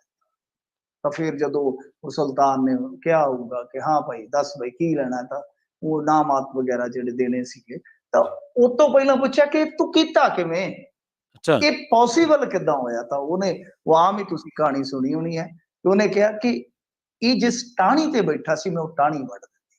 हुँ। ਹੁਣ ਇਹ ਕਹਾਣੀ ਇੰਨੀ ਕੁ ਅਸੀਂ ਸਾਰੇ ਹੀ ਸੁਣਦੇ ਹਾਂ, जी। ਇਹ ਕਹਾਣੀ ਸਭ ਨੇ ਸੁਣੀ ਹੋਏਗੀ, ਜੀ। ਪਰ ਅਸੀਂ ਇਹਦੇ ਤੋਂ ਕੀ ਕੀ ਸਿੱਖਿਆ ਲੈਂਦੇ ਹਾਂ ਅਸੀਂ? ਹਰ ਹੂੰ। ਇੱਕ ਬੰਦੇ ਦਾ ਆਪਣਾ ਆਪਣਾ ਨਜ਼ਰੀਆ ਹੁੰਦਾ ਹੈ ਕਹਾਣੀ ਨੂੰ ਸੁਣ। ਜੀ, ਮੈਂ ਜੀ, ਉਸ ਨੂੰ ਕੰਫਰਟ ਜ਼ੋਨ ਕਹਿੰਦਾ। ਜੀ। ਉਹ ਟਾਹਣੀ ਨਹੀਂ ਸੀ, ਉਹ ਕੰਫਰਟ ਜ਼ੋਨ ਸੀ ਉਹਦਾ। ਹੂੰ। ਤਾਂ ਉਹ ਕੰਫਰਟ ਜ਼ੋਨ ਹਟਿਆ, ਉਸ ਤੋਂ ਬਾਅਦ ਉਹ ਉੜ ਗਿਆ। ਸੋ ਗੱਲ ਇਹ ਹੈ ਕਿ ਜੇ ਤੇ ਭਾਈ ਉਗੂਕੇ ਸਾਹਿਬ ਤੁਸੀਂ ਇੱਥੇ ਹੀ ਰਹਿ ਜਾਣਾ ਹੁਣ, ਕਿ ਬਸ ਠੀਕ ਹੈ ਅਸੀਂ ਐਮਐਲਏ ਬਣ ਗਏ, ਸਹੀ। ਤੇ ਫਿਰ ਤੇ ਠੀਕ ਹੈ, ਮੋਟੀਵੇਸ਼ਨਲ ਕਹਾਣੀ ਤੇ ਹੈ। ਹੂੰ। ਜੇ ਐਮਐਲਏ ਤੋਂ ਗਾਂ ਕੋਈ ਮਿਸਾਲ ਬਣਨਾ ਤੇ ਕੁਝ ਪੰਜਾਬ ਬਾਰੇ ਬੋਲੋ, ਪਹਿਲਾਂ ਸਮਝੋ, ਪਹਿਲਾਂ ਸਮਝੋ। ਮੈਨੂੰ ਕਿਸੇ ਨਾਲ ਕੋਈ ਦਵੈਸ਼ ਨਹੀਂ ਹੈ, ਜੀ, ਨਾ ਜੀ, ਮੇਰੀ ਕੋਈ ਪਰਸਨਲ, ਮੈਂ ਸਭ ਦਾ ਸਤਿਕਾਰ ਕਰਨ ਵਾਲਾ ਆਦਮੀ ਹਾਂ। ਜੀ। ਬਹੁਤ ਜ਼ਿਆਦਾ ਇੱਜ਼ਤ ਦਿੰਦਾ ਮੈਂ ਰਾਜਨੀਤਿਕ ਬੰਦਿਆਂ ਨੂੰ। ਹੂੰ। ਪਰ ਜਿਹੜੀ ਗੱਲ ਆ ਕਿ ਤੁਸੀਂ 92 ਜਾਣੇ ਹੋ, ਤੁਹਾਡੇ ਚੋਂ ਬਹੁਤਿਆਂ ਨੂੰ ਤੇ ਮੇਰੇ ਖਿਆਲ ਦੇ ਨਾਲ, ਹਾਲਾਂਕਿ ਮੈਂ ਬੜੀ ਵੱਡੀ ਗੱਲ ਕਹਿਣ ਲੱਗਾ, ਹਾਂਜੀ। ਕਿ ਪੂਰੀ ਹਾਲੇ ਸਮਝ ਨਹੀਂ ਲੱਗੀ ਹੋਣੀ ਕਿ ਚੱਲ ਕੀ ਰਿਹਾ, ਹੂੰ। ਚੱਲ ਕੀ ਰਿਹਾ। ਜੀ, ਜੀ, ਇਹਨਾਂ ਚੀਜ਼ਾਂ ਨੂੰ ਸਮਝੋ, ਬੋਲਣ ਦਾ ਯਾਰ ਤਹੱਈਆ ਕਰੋ। ਲੋਕਾਂ ਨੇ ਬੜਾ ਤਹੱਮਲ ਰੱਖਿਆ ਹੈ, ਜੀ। ਬੜਾ ਤਹੱਮਲ ਰੱਖਿਆ, ਹੁਣ ਤਹੱਈਆ ਤੁਸੀਂ ਕਰਨਾ ਹੈ। ਸੋ ਐਮਐਲਏ ਹੀ ਰਹਿਣਾ ਜਾਂ ਮਿਸਾਲ ਬਣਨਾ ਹੈ, ਇਹ ਹੁਣ ਤੁਹਾਡੇ ਸਹਾਰੇ ਆ। ਮੈਂ ਭਗਵੰਤ ਮਾਨ ਬਾਰੇ ਪਹਿਲੇ ਦਿਨ ਆਖਿਆ ਸੀ, ਮਜ਼ਬੂਤ ਬਣਨਾ ਜਾਂ ਮਜਬੂਰ ਬਣਨਾ, ਇਹ ਸਹੀ। ਤੇਰੇ ਤੇ ਆ। ਜੀ। ਤੂੰ ਐਮਐਲਏ ਬਣਨਾ ਜਾਂ ਮਿਸਾਲ ਬਣਨਾ, ਹੁਣ ਇਹ ਇਹਨਾਂ ਤੇ ਆ। ਸੋ ਮੇਰੇ ਕਹਿਣ ਦਾ ਮਤਲਬ ਹੈ, ਬਹੁਤ ਆਲਾ ਇਹਨਾਂ ਦੀ ਕਹਾਣੀ ਹੈ, ਬੜਾ ਸੰਘਰਸ਼ੀਲ ਜੀਵਨ ਆ, ਬੜੀ ਵੱਡੀ ਪ੍ਰਾਪਤੀ ਹੈ। ਪਰ ਇਸ ਪ੍ਰਾਪਤੀ ਨੂੰ ਇੱਥੋਂ ਤੱਕ ਮਹਿਦੂਦ ਰੱਖਣਾ ਹੈ ਜੀ। ਜਾਂ ਇਹਨੂੰ ਬਹੁਤ ਜ਼ਿਆਦਾ ਹੋਰ ਅੱਗੇ ਲਿਜਾਣਾ ਹੈ, ਇਹ ਵੀ ਇੱਥੇ ਡਿਪੈਂਡ ਕਰਦਾ ਹੈ। ਜਾਂ ਬਾਜ ਬਣ ਜਾਓ, ਉਸੇ ਟਾਹਣੀ ਤੇ ਬੈਠੇ ਰਹੋ, ਜਾਂ ਦੂਸਰਾ ਬਾਜ ਬਣ ਜਾਓ ਜਿਹੜਾ ਪਹਿਲਾਂ ਹੀ ਅੰਬਰਾਂ ਨਾਲ ਹੈ। ਜੀ, ਮਿੰਟੂ ਜੀ ਬਹੁਤ-ਬਹੁਤ ਧੰਨਵਾਦ ਤੁਹਾਡਾ ਸਾਡੇ ਨਾਲ ਜੁੜਨ ਦੇ ਲਈ ਔਰ ਕੱਲ ਫਿਰ ਤੁਹਾਡੇ ਨਾਲ ਮੁਲਾਕਾਤ ਹੋਏਗੀ। ਗੱਲਾਂ ਬਾਤਾਂ ਦਾ ਸਿਲਸਿਲਾ, ਖਬਰਾਂ ਦਾ ਸਿਲਸਿਲਾ ਤੁਹਾਡੇ ਨਾਲ ਇੱਕ ਵਾਰ ਫਿਰ ਤੋਂ ਸ਼ੁਰੂ ਕਰਾਂਗੇ। ਬਹੁਤ ਧੰਨਵਾਦ। ਸਤਿ ਸ਼੍ਰੀ ਅਕਾਲ। ਧੰਨਵਾਦ। ਜੀ। ਸੋ ਦੋਸਤੋ ਇਹ ਸਨ ਆਪਣੇ ਨਾਲ ਮਿੰਟੂ ਗੁਰਸਰੀਗਾ ਜਿਹੜੇ ਕਿ ਆਪਣੇ ਨਾਲ ਪੰਜਾਬ ਤੋਂ ਜੁੜਦੇ ਨੇ ਔਰ ਖਾਸ ਤੇ ਅਹਿਮ ਖਬਰਾਂ ਬਾਰੇ ਸਾਨੂੰ ਜਾਣਕਾਰੀਆਂ ਦਿੰਦੇ ਨੇ। ਤੁਹਾਡੇ ਬਹੁਤ ਸਾਰਿਆਂ ਦੇ ਸੁਝਾਅ ਸਾਨੂੰ ਫੇਸਬੁੱਕ ਤੇ ਵੀ ਆਉਂਦੇ ਨੇ। ਤੁਹਾਡੇ ਜੋ ਦਰਸ਼ਕ ਇਸ ਵੇਲੇ ਸਾਨੂੰ ਫੇਸਬੁੱਕ ਸਟ੍ਰੀਮ ਤੇ ਲਾਈਵ ਦੇਖ ਰਹੇ ਨੇ ਉਹਨਾਂ ਦੇ ਵੀ ਸੁਝਾਅ ਸਾਡੇ ਮੱਦੇਨਜ਼ਰ ਨੇ। ਅਸੀਂ ਉਹਨਾਂ ਨੂੰ ਵੀ ਲੈ ਕੇ ਗੱਲਬਾਤ ਕਰਦੇ ਰਹਾਂਗੇ। ਪਰ ਇਸ ਵੇਲੇ ਤੁਸੀਂ ਪੰਜਾਬੀ ਰੇਡੀਓ USA ਤੇ ਸੁਣ ਰਹੇ ਹੋ ਪ੍ਰੋਗਰਾਮ ਖਬਰ ਤੇ ਨਜ਼ਰ ਤੇ ਇੱਕ ਵਾਰ ਪ੍ਰੋਗਰਾਮ ਖਬਰ ਤੇ ਨਜ਼ਰ ਦੇ ਵਿੱਚ ਅੱਗੇ ਵਧਾਂਗੇ, ਗੱਲਬਾਤ ਕਰਾਂਗੇ ਮਹਿੰਗਾਈ ਦੀ। ਮਹਿੰਗਾਈ ਇੱਕ ਬਹੁਤ ਵੱਡਾ ਮਸਲਾ ਹੈ।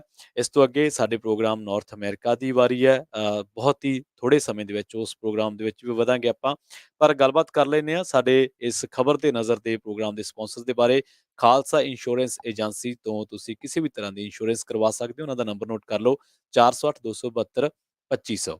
ਉਸ ਤੋਂ ਬਾਅਦ ਟਰਕੀਅਨ ਇਮੀਗ੍ਰੇਸ਼ਨ, ਜੇ ਟਰਕੀਅਨਾਂ ਦੇ ਨਾਲ ਤੁਸੀਂ ਇਮੀਗ੍ਰੇਸ਼ਨ ਦੇ ਬਾਬਤ ਕਿਸੇ ਵੀ ਤਰ੍ਹਾਂ ਦੀ ਜਾਣਕਾਰੀ ਜੇਕਰ ਲੈਣੀ ਹੈ ਤਾਂ ਉਹਨਾਂ ਨੂੰ 415 909 0503 ਤੇ ਸੰਪਰਕ ਕੀਤਾ ਜਾ ਸਕਦਾ ਹੈ। ਕ੍ਰਿਸ਼ਨ ਧਨੋਟਾ ਤੇ ਬਲਜਿੰਦਰ ਸਿੰਘ ਨਿੱਜਰ ਤੇ ਪਰਮਜੀਤ ਕੌਰ ਰੰਗੀ ਸਾਡੇ ਅੱਜ ਦੇ ਇਸ ਪ੍ਰੋਗਰਾਮ ਦੇ ਸਪਾਂਸਰ ਨੇ। ਸੋ ਖਬਰਾਂ ਬਹੁਤ ਸਾਰੀਆਂ ਨੇ, ਖਾਸ ਤੇ ਅਹਿਮ ਖਬਰਾਂ ਤੇ ਆਪਾਂ ਇੱਕ ਵਾਰ ਫਿਰ ਤੋਂ ਨਜ਼ਰ ਮਾਰ ਲੈਂਦੇ ਹਾਂ। ਚਾਰਾ ਘੁਟਾਲਾ ਇੱਕ ਬਹੁਤ ਵੱਡਾ ਘੁਟਾਲਾ ਹੋਇਆ ਸੀ ਸਾਡੇ ਦੇਸ਼ ਦੇ ਵਿੱਚ, ਲਾਲੂ ਯਾਦਵ ਦੇ ਨਾਲ ਜੁੜਿਆ ਹੋਇਆ ਤੇ ਸੀਬੀਆਈ ਨੇ ਲਾਲੂ ਯਾਦਵ ਨੂੰ ਚਾਰਾ ਘੁਟਾਲਾ ਦੇ ਦੋਸ਼ੀ ਨੂੰ ਜਿਨ੍ਹਾਂ ਨੂੰ ਦੋਸ਼ ਲੱਗੇ ਨੇ, ਸਾਬਿਤ ਹੋਏ ਨੇ, ਜ਼ਮਾਨਤ ਦਾ ਵਿਰੋਧ ਕੀਤਾ ਹੈ। ਇਸ ਦੇ ਖਿਲਾਫ ਸੁਪਰੀਮ ਕੋਰਟ ਦੇ ਵਿੱਚ ਚੁਣੌਤੀ ਵੀ ਦਿੱਤੀ ਹੈ। ਤੇ ਦੂਜੇ ਪਾਸੇ ਜੇਕਰ ਸੁਪਰੀਮ ਕੋਰਟ ਦੀ ਆਪਾਂ ਗੱਲ ਕਰੀਏ, ਇੱਕ ਹੋਰ ਅਹਿਮ ਖਬਰ ਆ ਰਹੀ ਹੈ ਇਸ ਵੇਲੇ ਦੀ, ਉਹ ਇਹ ਹੈ ਕਿ ਲਖੀਮਪੁਰ ਖੀਰੀ ਮਾਮਲੇ ਦੇ ਵਿੱਚ ਦੇਸ਼ ਦੀ ਸਰਵਉੱਚ ਅਦਾਲਤ ਦੇ ਵਿੱਚ ਸੁਣਵਾਈ ਹੋਈ ਹੈ। ਆਸ਼ੀਸ਼ ਮਿਸ਼ਰਾ ਨੂੰ ਜ਼ਮਾਨਤ ਮਿਲੇਗੀ ਜਾਂ ਨਹੀਂ, ਇਸ ਬਾਰੇ ਸੁਪਰੀਮ ਕੋਰਟ ਨੇ ਫੈਸਲਾ ਜਿਹੜਾ ਉਹ ਰਾਖਵਾਂ ਰੱਖ ਲਿਆ ਹੈ। ਮ੍ਰਿਤਕ ਕਿਸਾਨਾਂ ਦੇ ਪਰਿਵਾਰਕ ਮੈਂਬਰਾਂ ਨੇ ਅਦਾਲਤ ਨੂੰ ਦੱਸਿਆ ਹੈ ਕਿ ਹਾਈ ਕੋਰਟ ਨੇ ਅਹਿਮ ਸਬੂਤਾਂ ਨੂੰ ਦਰਕਿਨਾਰ ਕੀਤਾ ਤੇ ਆਸ਼ੀਸ਼ ਮਿਸ਼ਰਾ ਨੂੰ ਜ਼ਮਾਨਤ ਦਿੱਤੀ ਹੈ। ਕਿਸਾਨਾਂ ਦੇ ਵੱਲੋਂ ਜਿਹੜੇ ਪੇਸ਼ ਹੋਏ ਵਕੀਲ ਸੀਗੇ ਉਹਨਾਂ ਨੇ ਇਹ ਗੱਲ ਕਹੀ ਹੈ ਕਿ ਆਸ਼ੀਸ਼ ਨੂੰ ਪਤਾ ਸੀਗਾ ਕਿ ਉਸ ਰਸਤੇ ਦੇ ਵਿੱਚ ਕਿਸਾਨ ਧਰਨੇ ਤੇ ਬੈਠੇ ਨੇ, ਜਦਕਿ ਉਪ ਮੁੱਖ ਮੰਤਰੀ ਨੂੰ ਬਦਲਵਾਂ ਰੂਟ ਦਿੱਤਾ ਗਿਆ ਸੀ। ਪਰ ਆਸ਼ੀਸ਼ ਮਿਸ਼ਰਾ ਜਾਣਬੁੱਝ ਕੇ ਉਹਨਾਂ ਕਿਸਾਨਾਂ ਵਾਲੇ ਰਸਤੇ ਤੇ ਗਿਆ ਸੀ। ਰਸਤੇ ਤੇ ਨਹੀਂ ਗਿਆ, ਆਸ਼ੀਸ਼ ਮਿਸ਼ਰਾ ਨੇ ਮਿੱਥ ਕੇ ਕਿਸਾਨਾਂ ਉੱਤੇ ਜੀਪ ਚੜਾਈ, 4 ਕਿਸਾਨ ਦਰੜ ਕੇ ਮਾਰਤੇ। ਹਾਲਾਂਕਿ ਜਦੋਂ ਹਿੰਸਾ ਹੋਈ ਉਹਦੇ ਚ ਬੀਜੇਪੀ ਦੇ ਬੰਦੇ ਵੀ ਮਰੇ। ਬੰਦਾ ਕਿਸੇ ਵੀ ਸਾਈਡ ਦਾ ਮਰੇ, ਕਿਸੇ ਵੀ ਫਿਰਕੇ ਦਾ, ਕਿਸੇ ਵੀ ਖੇਤਰ ਦੇ ਵਿੱਚ ਆਣਾ ਹੀ ਮੌਤ ਜੇਕਰ ਮਰਦਾ ਤੇ ਉਹ ਬੜੀ ਦੁੱਖ ਦੀ ਗੱਲ ਹੈ। ਸਾਨੂੰ ਉਹਨਾਂ ਨਾਲ ਵੀ ਉਨੀ ਹਮਦਰਦੀ ਹੈ ਜਿੰਨੀ ਸਾਡੇ ਕਿਸਾਨਾਂ ਨਾਲ। ਪਰ SIT ਦੀ ਜਿਹੜੀ ਰਿਪੋਰਟ ਹੈ ਉਹ ਕਹਿੰਦੀ ਹੈ ਵੀ ਆਸ਼ੀਸ਼ ਮਿਸ਼ਰਾ ਨੇ ਇਹ ਸਾਰਾ ਕੁਝ ਜਾਣ ਬੁੱਝ ਕੇ ਕੀਤਾ। ਆਸ਼ੀਸ਼ ਮਿਸ਼ਰਾ ਨੇ ਮਿੱਥ ਕੇ ਕੀਤਾ। ਮਿੱਥ ਕੇ ਕਿਸੇ ਨੂੰ ਮਾਰਨਾ ਬਹੁਤ ਗਲਤ ਆ। ਇਸ ਤੋਂ ਪਹਿਲਾਂ ਕੀ ਹੋਇਆ ਸੀਗਾ ਵੀ ਇਸ ਤੋਂ ਪਹਿਲਾਂ ਇਸ ਮਾਮਲੇ ਦੇ ਵਿੱਚ ਕਮੇਟੀ ਨੇ ਸੁਪਰੀਮ ਕੋਰਟ ਨੂੰ ਸਟੇਟਸ ਰਿਪੋਰਟ ਸੌਂਪ ਦਿੱਤੀ ਸੀ। ਕਮੇਟੀ ਨੇ ਰਿਪੋਰਟ ਦੇ ਵਿੱਚ ਇਹ ਗੱਲ ਕਹੀ ਹੈ ਕਿ SIT ਨੇ ਆਸ਼ੀਸ਼ ਮਿਸ਼ਰਾ ਨੂੰ ਦਿੱਤੀ ਜ਼ਮਾਨਤ ਰੱਦ ਕਰਨ ਦੇ ਲਈ यूपी सरकार ਨੂੰ 2 ਵਾਰੀ ਸਿਫਾਰਿਸ਼ ਕੀਤੀ ਸੀ। ਕਮੇਟੀ ਨੇ ਇਹ ਵੀ ਕਿਹਾ ਹੈ ਕਿ ਸਬੂਤਾਂ ਤੋਂ ਪੁਸ਼ਟੀ ਹੁੰਦੀ ਹੈ ਕਿ ਘਟਨਾ ਸਥਾਨ ਤੇ ਆਸ਼ੀਸ਼ ਮਿਸ਼ਰਾ ਮੌਜੂਦ ਸੀ। ਇੱਥੇ ਇਹ ਵੀ ਜ਼ਿਕਰ ਕਰਨਾ ਬਣਦਾ ਹੈ ਕਿ ਲਖੀਮਪੁਰ ਦੇ ਤਕੂਨੀਆਂ ਦੇ ਵਿੱਚ 8 ਜਣਿਆਂ ਦੀ ਮੌਤ ਹੋਈ ਸੀ। ਤੇ ਕੇਂਦਰੀ ਰਾਜ ਮੰਤਰੀ ਦੇ ਮੁੰਡੇ ਆਸ਼ੀਸ਼ ਮਿਸ਼ਰਾ ਤੇ ਅਜੇ ਮਿਸ਼ਰਾ, ਟੋਨੀ ਦੇ ਮੁੰਡੇ ਤੇ ਆਸ਼ੀਸ਼ ਮਿਸ਼ਰਾ ਤੇ ਕਿਸਾਨਾਂ ਨੂੰ ਜੀਪ ਦੇ ਹੇਠਾਂ ਦਰੜਨ ਦੇ ਦੋਸ਼ ਲੱਗੇ ਸਨ। ਸੋ ਅਜੇ ਮਿਸ਼ਰਾ ਜਾਂ ਬੀਜੇਪੀ ਨਾਲ ਰਿਲੇਟਡ ਜਿਹੜੇ ਹੋਰ ਬੰਦੇ ਨੇ, ਉਹਨਾਂ ਨੂੰ ਇਹ ਗੱਲ ਖਾਨੇ ਦੇ ਵਿੱਚ ਚੰਗੀ ਤਰ੍ਹਾਂ ਪਾ ਲੈਣੀ ਚਾਹੀਦੀ ਹੈ ਵੀ ਜੇਕਰ ਕੋਈ ਪ੍ਰੋਟੈਸਟ ਹੁੰਦਾ ਹੈ, ਜੇਕਰ ਕੋਈ ਰੋਸ ਮੁਜ਼ਾਹਰਾ ਕਰਦਾ ਤੇ ਉਹਦਾ ਬੁਨਿਆਦੀ ਅਧਿਕਾਰ ਆ। ਤੁਹਾਨੂੰ ਬਦਲਵਾਂ ਰੂਟ ਦਿੱਤਾ ਗਿਆ ਹੈ, ਤੁਸੀਂ ਉਸ ਰੂਟ ਦੀ ਵਰਤੋਂ ਕਰੋ ਤੇ ਆਪਦੇ ਪ੍ਰੋਗਰਾਮਾਂ ਤੇ ਪਹੁੰਚੋ। ਪਰ ਇਸ ਤੋਂ ਪਹਿਲਾਂ ਜਦੋਂ ਇਹ ਘਟਨਾ ਵਾਪਰਦੀ ਹੈ ਲਖੀਮਪੁਰ ਖੀਰੀ ਦੇ ਵਿੱਚ, ਅਤੀ ਨਿੰਦਣਯੋਗ ਘਟਨਾ, ਉਹ ਮਾਫ਼ ਕਰਨਾ 6 ਜਾਣੇ ਮਾਰੇ ਗਏ ਸੀ, 8 ਜਾਣੇ ਟੋਟਲ ਸੀਗੇ, ਮੈਂ 4 ਕਹਿ ਬੈਠਾ ਵਾਂ। ਅ ਜਦੋਂ ਇਹ ਘਟਨਾ ਵਾਪਰਦੀ ਹੈ ਤੇ ਆਸ਼ੀਸ਼ ਮਿਸ਼ਰਾ ਦੀ ਇੱਕ ਵੀਡੀਓ ਬੜੀ ਵਾਇਰਲ ਹੁੰਦੀ ਹੈ। ਉਸ ਵੀਡੀਓ ਦੇ ਵਿੱਚ ਉਹ ਕਹਿੰਦਾ ਅਜੇ ਮਿਸ਼ਰਾ ਟੋਨੀ ਕਿ ਲੋਕਾਂ ਨੂੰ ਪਤਾ ਨਹੀਂ ਹੈ ਕਿ ਮੈਂ ਕੌਣ ਆ। ਮੈਂ 2 ਮਿੰਟਾਂ ਦੇ ਵਿੱਚ ਆ ਜਿਹੜੇ ਫਿਰਦੇ ਨੇ ਇਹਨਾਂ ਨੂੰ ਧਰਨੇ ਖਾਲੀ ਕਰਾ ਲੂੰਗਾ। ਤੇ ਇਸ ਤੋਂ ਵੀ ਬੇਸ਼ਰਮੀ ਦੀ ਗੱਲ ਇਹ ਆ ਵੀ ਜਿਹੜੀ ਭਾਜਪਾ ਹੈ, ਉਹਨੇ ਕੇਂਦਰੀ ਜਿਹੜਾ ਰਾਜ ਮੰਤਰੀ ਦਾ ਅਹੁਦਾ ਹੈ ਟੋਨੀ ਅਜੇ ਮਿਸ਼ਰਾ ਕੋਲੇ, ਉਹਨੂੰ ਫਾਰਗ ਨਹੀਂ ਕੀਤਾ ਕਿਉਂਕਿ ਯੂਪੀ ਦੇ ਵਿੱਚ ਚੋਣਾਂ ਹੋਣ ਵਾਲੀਆਂ ਸੀਗੀਆਂ। ਯੂਪੀ ਦੇ ਵਿੱਚ ਬੀਜੇਪੀ ਦੁਬਾਰਾ ਸੱਤਾ ਦੇ ਵਿੱਚ ਆ ਗਈ ਹੈ। ਪਰ ਜੋ ਹੋਇਆ ਮੰਦਭਾਗਾ ਹੋਇਆ, ਔਰ ਕਿਹਨ ਮਿੱਥ ਕੇ ਕੀਤਾ ਉਸ ਤੋਂ ਵੀ ਮੰਦਭਾਗਾ। ਉਸ ਤੋਂ ਵੀ ਮੰਦਭਾਗਾ ਇਹ ਕਿ ਜਿਨ੍ਹਾਂ ਲੋਕਾਂ ਤੇ ਇਲਜ਼ਾਮ ਲੱਗੇ, ਜਿਨ੍ਹਾਂ ਦੇ ਮੁੰਡਿਆਂ ਤੇ ਇਲਜ਼ਾਮ ਲੱਗੇ ਕਿ ਇਹਨਾਂ ਨੇ ਗਿਣ ਮਿੱਥ ਕੇ ਕੀਤਾ ਹੈ, ਔਰ 8 ਘਰਾਂ ਦੇ ਚੁੱਲ੍ਹੇ ਉਹਨਾਂ ਦੇ ਕਰਕੇ ਸੌਂ ਗਏ ਆ, ਤਾਂ ਉਹਨਾਂ ਲੋਕਾਂ ਨੂੰ ਪਾਰਟੀ ਦੇ ਵਿੱਚੋਂ ਨਾ ਤਾਂ ਬਾਹਰ ਕੱਢਿਆ ਗਿਆ, ਨਾ ਉਹਨਾਂ ਤੋਂ ਅਹੁਦੇ ਖੋਏ ਗਏ। ਸੋ ਇਹ ਖਬਰ ਆ। ਅਗਲੀ ਜਿਹੜੀ ਖਬਰ ਆ ਉਹ ਸਾਡੀ ਜਿਹੜੀ ਜੁੜਦੀ ਆ ਵੈਂਕਈਆ ਨਾਇਡੂ ਦੇ ਨਾਲ। ਸਾਡੇ ਜਿਹੜੇ ਚੰਡੀਗੜ੍ਹ ਦਾ ਮਸਲਾ ਵਾ ਉਹ ਇਹ ਹੈ ਕਿ ਰਾਜ ਸਭਾ ਦੇ ਚੇਅਰਮੈਨ ਨੇ ਵੈਂਕਈਆ ਨਾਇਡੂ ਜੀ, ਤੇ ਜਦੋਂ ਚੰਡੀਗੜ੍ਹ ਦੇ ਮਸਲੇ ਤੇ ਕਾਂਗਰਸ ਦੇ ਸੰਸਦ ਮੈਂਬਰ ਹੈ ਦਪਿੰਦਰ ਸਿੰਘ ਹੁੱਡਾ, ਤੇ ਉਹਨਾਂ ਵੱਲੋਂ ਵਿਧਾਨ ਸਭਾ ਦੇ ਵੱਲੋਂ ਜੋ ਪੰਜਾਬ ਦੀ ਚੰਡੀਗੜ੍ਹ ਪੰਜਾਬ ਨੂੰ ਦੇਣ ਵਾਲੇ ਮਤੇ ਤੇ ਚਰਚਾ ਕਰਨ ਦੀ ਮੰਗ ਕੀਤੀ, ਤਾਂ ਵੈਂਕਈਆ ਨਾਇਡੂ ਨੇ ਸਿਫਰ ਕਾਲ ਦੇ ਦੌਰਾਨ ਨਕਾਰ ਦਿੱਤਾ। ਇਸ ਦੇ ਨਾਲ ਹੀ ਰਾਜ ਸਭਾ ਜਿਹੜੀ ਆ ਉਹ ਮੁਲਤਵੀ ਕਰ ਦਿੱਤੀ ਗਈ ਸੀ। ਖਿੜਿਆ ਫੁੱਲ ਗੁਲਾਬ ਦਾ ਤੇ ਚੰਡੀਗੜ੍ਹ ਪੰਜਾਬ ਦਾ। ਬੇਸ਼ੱਕ ਅੱਜ ਹਰਿਆਣੇ ਨੇ ਇਹਦੇ ਉੱਤੇ ਸਿਆਸਤ ਤੇਜ਼ ਕਰ ਦਿੱਤੀ ਹੈ। ਬੇਸ਼ੱਕ ਅੱਜ ਮਨੋਹਰ ਲਾਲ ਖੱਟਰ ਜਾਂ ਹਰਿਆਣੇ ਦੇ ਹੋਰ ਸਿਆਸੀ ਆਗੂ ਚੰਡੀਗੜ੍ਹ ਦਾ ਰਾਗ ਅਲਾਪ ਰਹੇ ਨੇ, ਪਰ ਜਿਹੜੇ ਤੱਥ ਤੇ ਆંકੜੇ ਨੇ ਉਹ ਦੱਸਦੇ ਨੇ ਕਿ ਚੰਡੀਗੜ੍ਹ ਦਾ ਜਿਹੜਾ ਫੈਸਲਾ 60-40 ਦੀ ਰੇਸ਼ੋ ਨਾਲ ਹੋਇਆ ਸੀਗਾ, ਉਹ ਇਹ ਸੀਗਾ ਕਿ ਜਿੰਨਾ ਚਿਰ ਹਰਿਆਣੇ ਨੂੰ ਰਾਜਧਾਨੀ ਨਹੀਂ ਮਿਲਦੀ, ਉਹਨਾਂ ਚਿਰ ਚੰਡੀਗੜ੍ਹ ਜਿਹੜਾ ਵਾ ਉਹ ਇਸ ਤਰ੍ਹਾਂ ਕੰਮ ਚੱਲੇਗਾ। ਹੌਲੀ-ਹੌਲੀ ਕੀ ਹੋਇਆ ਵੀ ਚੰਡੀਗੜ੍ਹ ਦੇ ਮਸਲੇ ਤੇ ਜਿਹੜੀ ਸਾਡੀ 60-40 ਦੀ ਰੇਸ਼ੋ ਸੀ, ਡੀਸੀ ਹਰਿਆਣੇ ਤੋਂ ਆਉਂਦਾ ਸੀ ਤੇ ਐਸਐਸਪੀ ਸਾਡਾ ਜਾਂਦਾ ਸੀ। ਪਰ ਉਸ ਤੋਂ ਬਾਅਦ ਜਿਹੜੀਆਂ ਹੋਰ ਮਹਿਕਮਿਆਂ ਦੀਆਂ ਜਿਹੜੀਆਂ ਬਦਲੀਆਂ ਕਹਿ ਲਓ ਜਾਂ ਹੋਰ ਮਹਿਕਮਿਆਂ ਦੇ ਜਿਹੜੇ ਡੈਪੂਟੇਸ਼ਨ ਤੇ ਅਧਿਕਾਰੀ ਅਸੀਂ ਭੇਜਣੇ ਸੀ, ਸਾਡੀਆਂ ਕਾਂਗਰਸ ਤੇ ਅਕਾਲੀ ਦਲ ਦੀਆਂ ਸਰਕਾਰਾਂ ਨੇ ਉਹ ਅਧਿਕਾਰੀ ਨਹੀਂ ਭੇਜੇ, ਤੇ ਇਹਦੇ ਨਾਲ ਕਰਕੇ ਸਾਡਾ ਜਿਹੜਾ ਦਾਅਵਾ ਸੀ ਉਹ ਮਜ਼ਬੂਤ ਹੋਣ ਦੀ ਬਜਾਏ ਉਹ ਸਗੋਂ ਮਾੜਾ ਹੁੰਦਾ ਗਿਆ। ਤੇ ਉਸ ਤੋਂ ਵੀ ਬਾਅਦ ਕੀ ਵਾਪਰਿਆ ਕਿ ਫਿਰ ਕੇਂਦਰ ਨੇ ਇੱਕ ਆਈਜੀ ਲਾਤਾ। ਕੇਂਦਰ ਨੇ ਵੱਖ-ਵੱਖ ਮਹਿਕਮਿਆਂ ਦੇ ਵਿੱਚ ਹੌਲੀ-ਹੌਲੀ ਆਪਣੀ ਦਖਲਅੰਦਾਜ਼ੀ ਸ਼ੁਰੂ ਕਰ ਦਿੱਤੀ, ਜਦਕਿ ਸਾਡੀਆਂ ਸਿਆਸੀ ਧਿਰਾਂ ਕਾਂਗਰਸ ਤੇ ਅਕਾਲੀ ਦਲ ਇਹ ਗੂੜੀ ਨੀਂਦ ਸੁੱਤੀਆਂ ਰਹੀਆਂ। ਇਹਨਾਂ ਨੂੰ ਜਾਗ ਨਹੀਂ ਆਈ ਤੇ ਇਹਨਾਂ ਨੂੰ ਪਤਾ ਹੀ ਨਹੀਂ ਲੱਗਿਆ ਵੀ ਚੰਡੀਗੜ੍ਹ ਜਿਹੜਾ ਸਾਡੇ ਹੱਥ 'ਚੋਂ ਜਾ ਰਿਹਾ ਹੈ। ਪਤਾ ਹੋਣਾ ਵੀ ਹੈ ਸ਼ਾਇਦ, ਪਰ ਕੁਝ ਕਮਜ਼ੋਰੀਆਂ ਵੀ ਹੁੰਦੀਆਂ ਨੇ ਸਿਆਸੀ ਆਗੂਆਂ ਦੀਆਂ। ਕਈਆਂ ਨੇ ਕੇਂਦਰ ਦੇ ਵਿੱਚ ਵਜ਼ੀਰੀਆਂ ਲੈਣੀਆਂ ਹੁੰਦੀਆਂ ਤੇ ਕਈਆਂ ਦੀਆਂ ਤੁਹਾਨੂੰ ਪਤਾ ਹੀ ਹੈ ਵੀ ਈਡੀ ਕੋਲ ਰਿਪੋਰਟਾਂ ਹੁੰਦੀਆਂ ਨੇ। ਸੋ ਉਸ ਕਰਕੇ ਕੀ ਹੋਇਆ ਵੀ ਜਿਹੜਾ ਇਹ ਸਾਰਾ ਕੁਝ ਸੀਗਾ, ਚੰਡੀਗੜ੍ਹ ਸਾਡੀਆਂ ਅੱਖਾਂ ਦੇ ਸਾਹਮਣੇ ਜਾਂਦਾ ਰਿਹਾ, ਕੇਂਦਰ ਦੇ ਅਖਤਿਆਰ ਵੱਧਦੇ ਗਏ, ਪਰ ਸਾਡੇ ਜਿਹੜੇ ਸਿਆਸੀ ਆਗੂ, ਜ਼ਿੰਮੇਵਾਰ ਆਗੂ, ਜਿਨ੍ਹਾਂ ਨੂੰ ਅਸੀਂ ਪੈਨਸ਼ਨਾਂ ਦਿੱਤੀਆਂ ਜਾਂ ਜਿਨ੍ਹਾਂ ਨੂੰ ਅਸੀਂ ਹੋਰ ਬਹੁਤ ਕੁਝ ਦਿੱਤਾ, ਉਹ ਇਸ ਮਸਲੇ ਤੇ ਮੂਕ ਦਰਸ਼ਕ ਬਣ ਕੇ ਪੰਜਾਬ ਦਾ ਹੱਕ ਗਵਾਉਂਦੇ ਰਹੇ। ਖੈਰ, ਹੁਣ ਹਰਿਆਣਾ ਬੇਸ਼ੱਕ ਸਿਆਸਤ ਕਰ ਰਿਹਾ, ਪਰ ਹਰਿਆਣੇ ਨੂੰ ਵੀ ਇੱਕ ਵਾਰੀ ਹੋਰ ਰਾਜਧਾਨੀ ਬਣਾਉਣ ਦੇ ਲਈ ਚੰਡੀਗੜ੍ਹ ਮਿਲਿਆ ਸੀ। ਚੰਡੀਗੜ੍ਹ ਪੰਜਾਬ ਦੇ ਲਈ ਬਹੁਤ ਅਹਿਮੀਅਤ ਰੱਖਦਾ ਹੈ।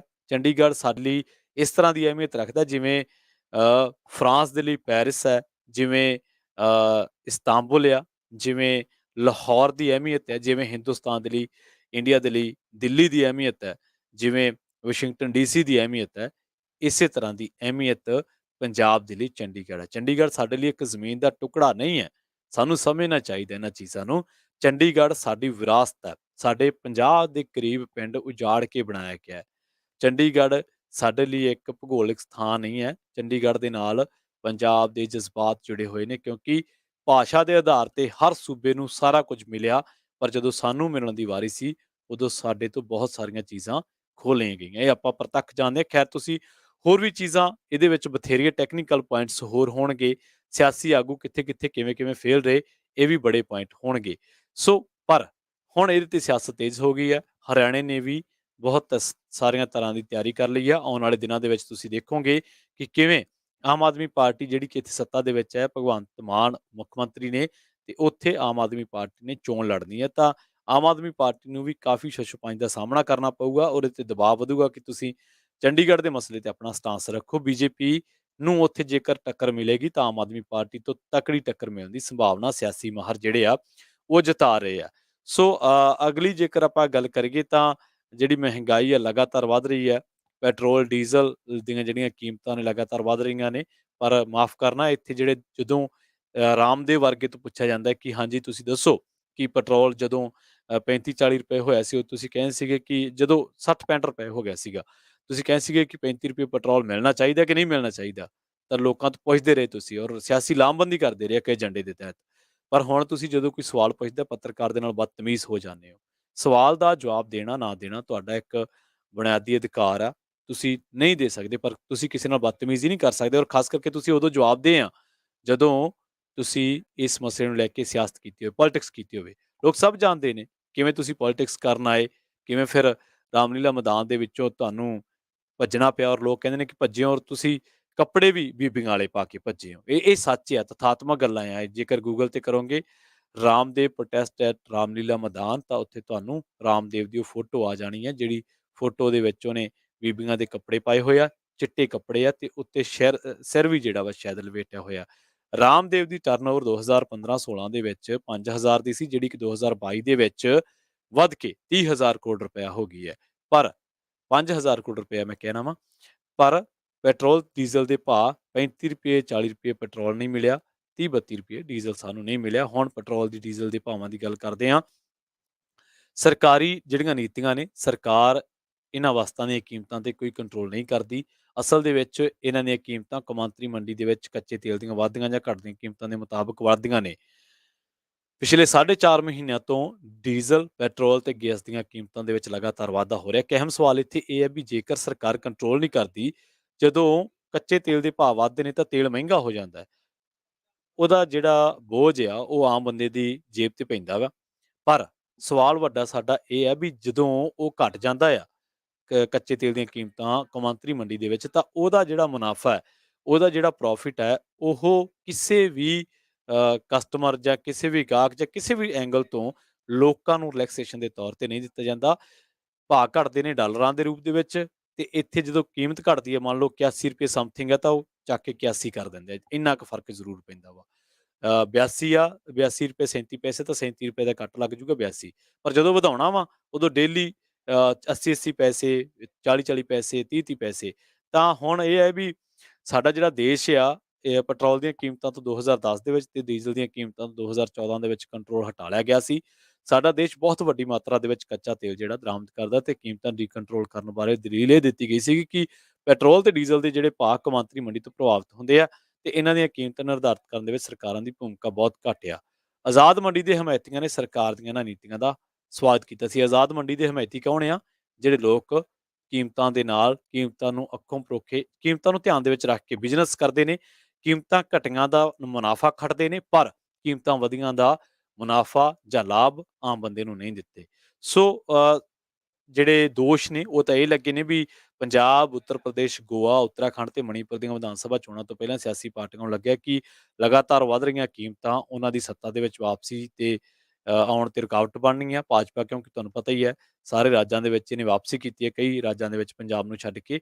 ਸੋ ਇਹਦਾ ਜਿਹੜਾ ਖਦਸ਼ਾ, ਨੁਕਸਾਨ ਭਾਰਤੀ ਜਨਤਾ ਪਾਰਟੀ ਨੂੰ ਜ਼ਿਆਦਾ ਸੀਗਾ ਤੇ ਨਤੀਜੇ ਵਜੋਂ ਇਹਨਾਂ ਨੇ ਇਹ ਕਿਹਾ ਵੀ ਟੈਕਸ ਘਟਾਉਣ ਦੇ ਨਾਲ ਕੀਮਤਾਂ ਘਟੀਆਂ, ਟੈਕਸ ਘਟਾਤਾ।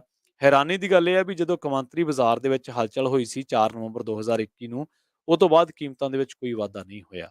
ਕੀਮਤਾਂ ਇਉਂ ਸਥਿਰ ਹੋ ਗਈਆਂ ਜਿਵੇਂ ਕੌਮਾਂਤਰੀ ਮੰਡੀ ਦੀ ਕੋਈ ਹੋਂਦ ਹੀ ਨਾ ਹੋਵੇ। ਹੁਣ ਚੋਣਾਂ ਦੇ ਨਤੀਜੇ ਆ ਚੁੱਕੇ ਨੇ, ਕੀਮਤਾਂ ਫਿਰ ਤੋਂ ਵਧਣ ਲੱਗੀਆਂ ਨੇ। ਰੂਸ ਯੂਕਰੇਨ ਦੀ ਜੰਗ ਚੱਲ ਰਹੀ ਹੈ, ਕੀਮਤਾਂ ਵਧ ਰਹੀਆਂ ਨੇ। ਇਸ ਸਮੇਂ ਕੱਚੇ ਤੇਲ ਦੀ ਕੀਮਤ $110 ਪ੍ਰਤੀ ਬੈਰਲ ਤੋਂ ਜ਼ਿਆਦਾ ਹੈ। ਯੁੱਧ ਕਰਕੇ ਆਉਣ ਵਾਲੇ ਦਿਨਾਂ ਦੇ ਵਿੱਚ ਕੀਮਤਾਂ ਹੋਰ ਹੀ ਵੱਧ ਸਕਦੀਆਂ ਨੇ। ਸੋ ਜਿਹੜੇ ਲੋਕ ਡਿਫੈਂਡ ਕਰਦੇ ਸੀਗੇ ਬੀਜੇਪੀ ਨੂੰ, ਮੋਦੀ ਨੂੰ, ਉਹ ਇਹ ਗੱਲਾਂ ਨੂੰ ਧਿਆਨ ਨਾਲ ਸੁਣਨ। ਸਾਡਾ ਅਗਲਾ ਪ੍ਰੋਗਰਾਮ ਹੈ ਅਪਡੇਟ ਅਮਰੀਕਾ, ਤੇ ਉਸ ਪ੍ਰੋਗਰਾਮ ਦੇ ਵਿੱਚ ਹਰਜੋਤ ਸਿੰਘ ਖਾਲਸਾ ਜੀ ਤੇ ਰਾਜਕਰਨਵੀਰ ਜੀ ਤੁਹਾਨੂੰ ਅਮਰੀਕਾ, ਕੈਲੀਫੋਰਨੀਆ ਦੇ ਬਾਰੇ ਅਹਿਮ ਜਾਣਕਾਰੀਆਂ ਦੇਣਗੇ। ਪੰਜਾਬੀ ਰੇਡੀਓ USA ਦੇ ਨਾਲ ਇਸੇ ਤਰ੍ਹਾਂ ਜੁੜੇ ਰਹੋ। ਸੁਣਦੇ ਰਹੋ ਪੰਜਾਬੀ ਰੇਡੀਓ USA, ਆਵਾਜ਼ ਏ ਪੰਜਾਬੀਅਤ।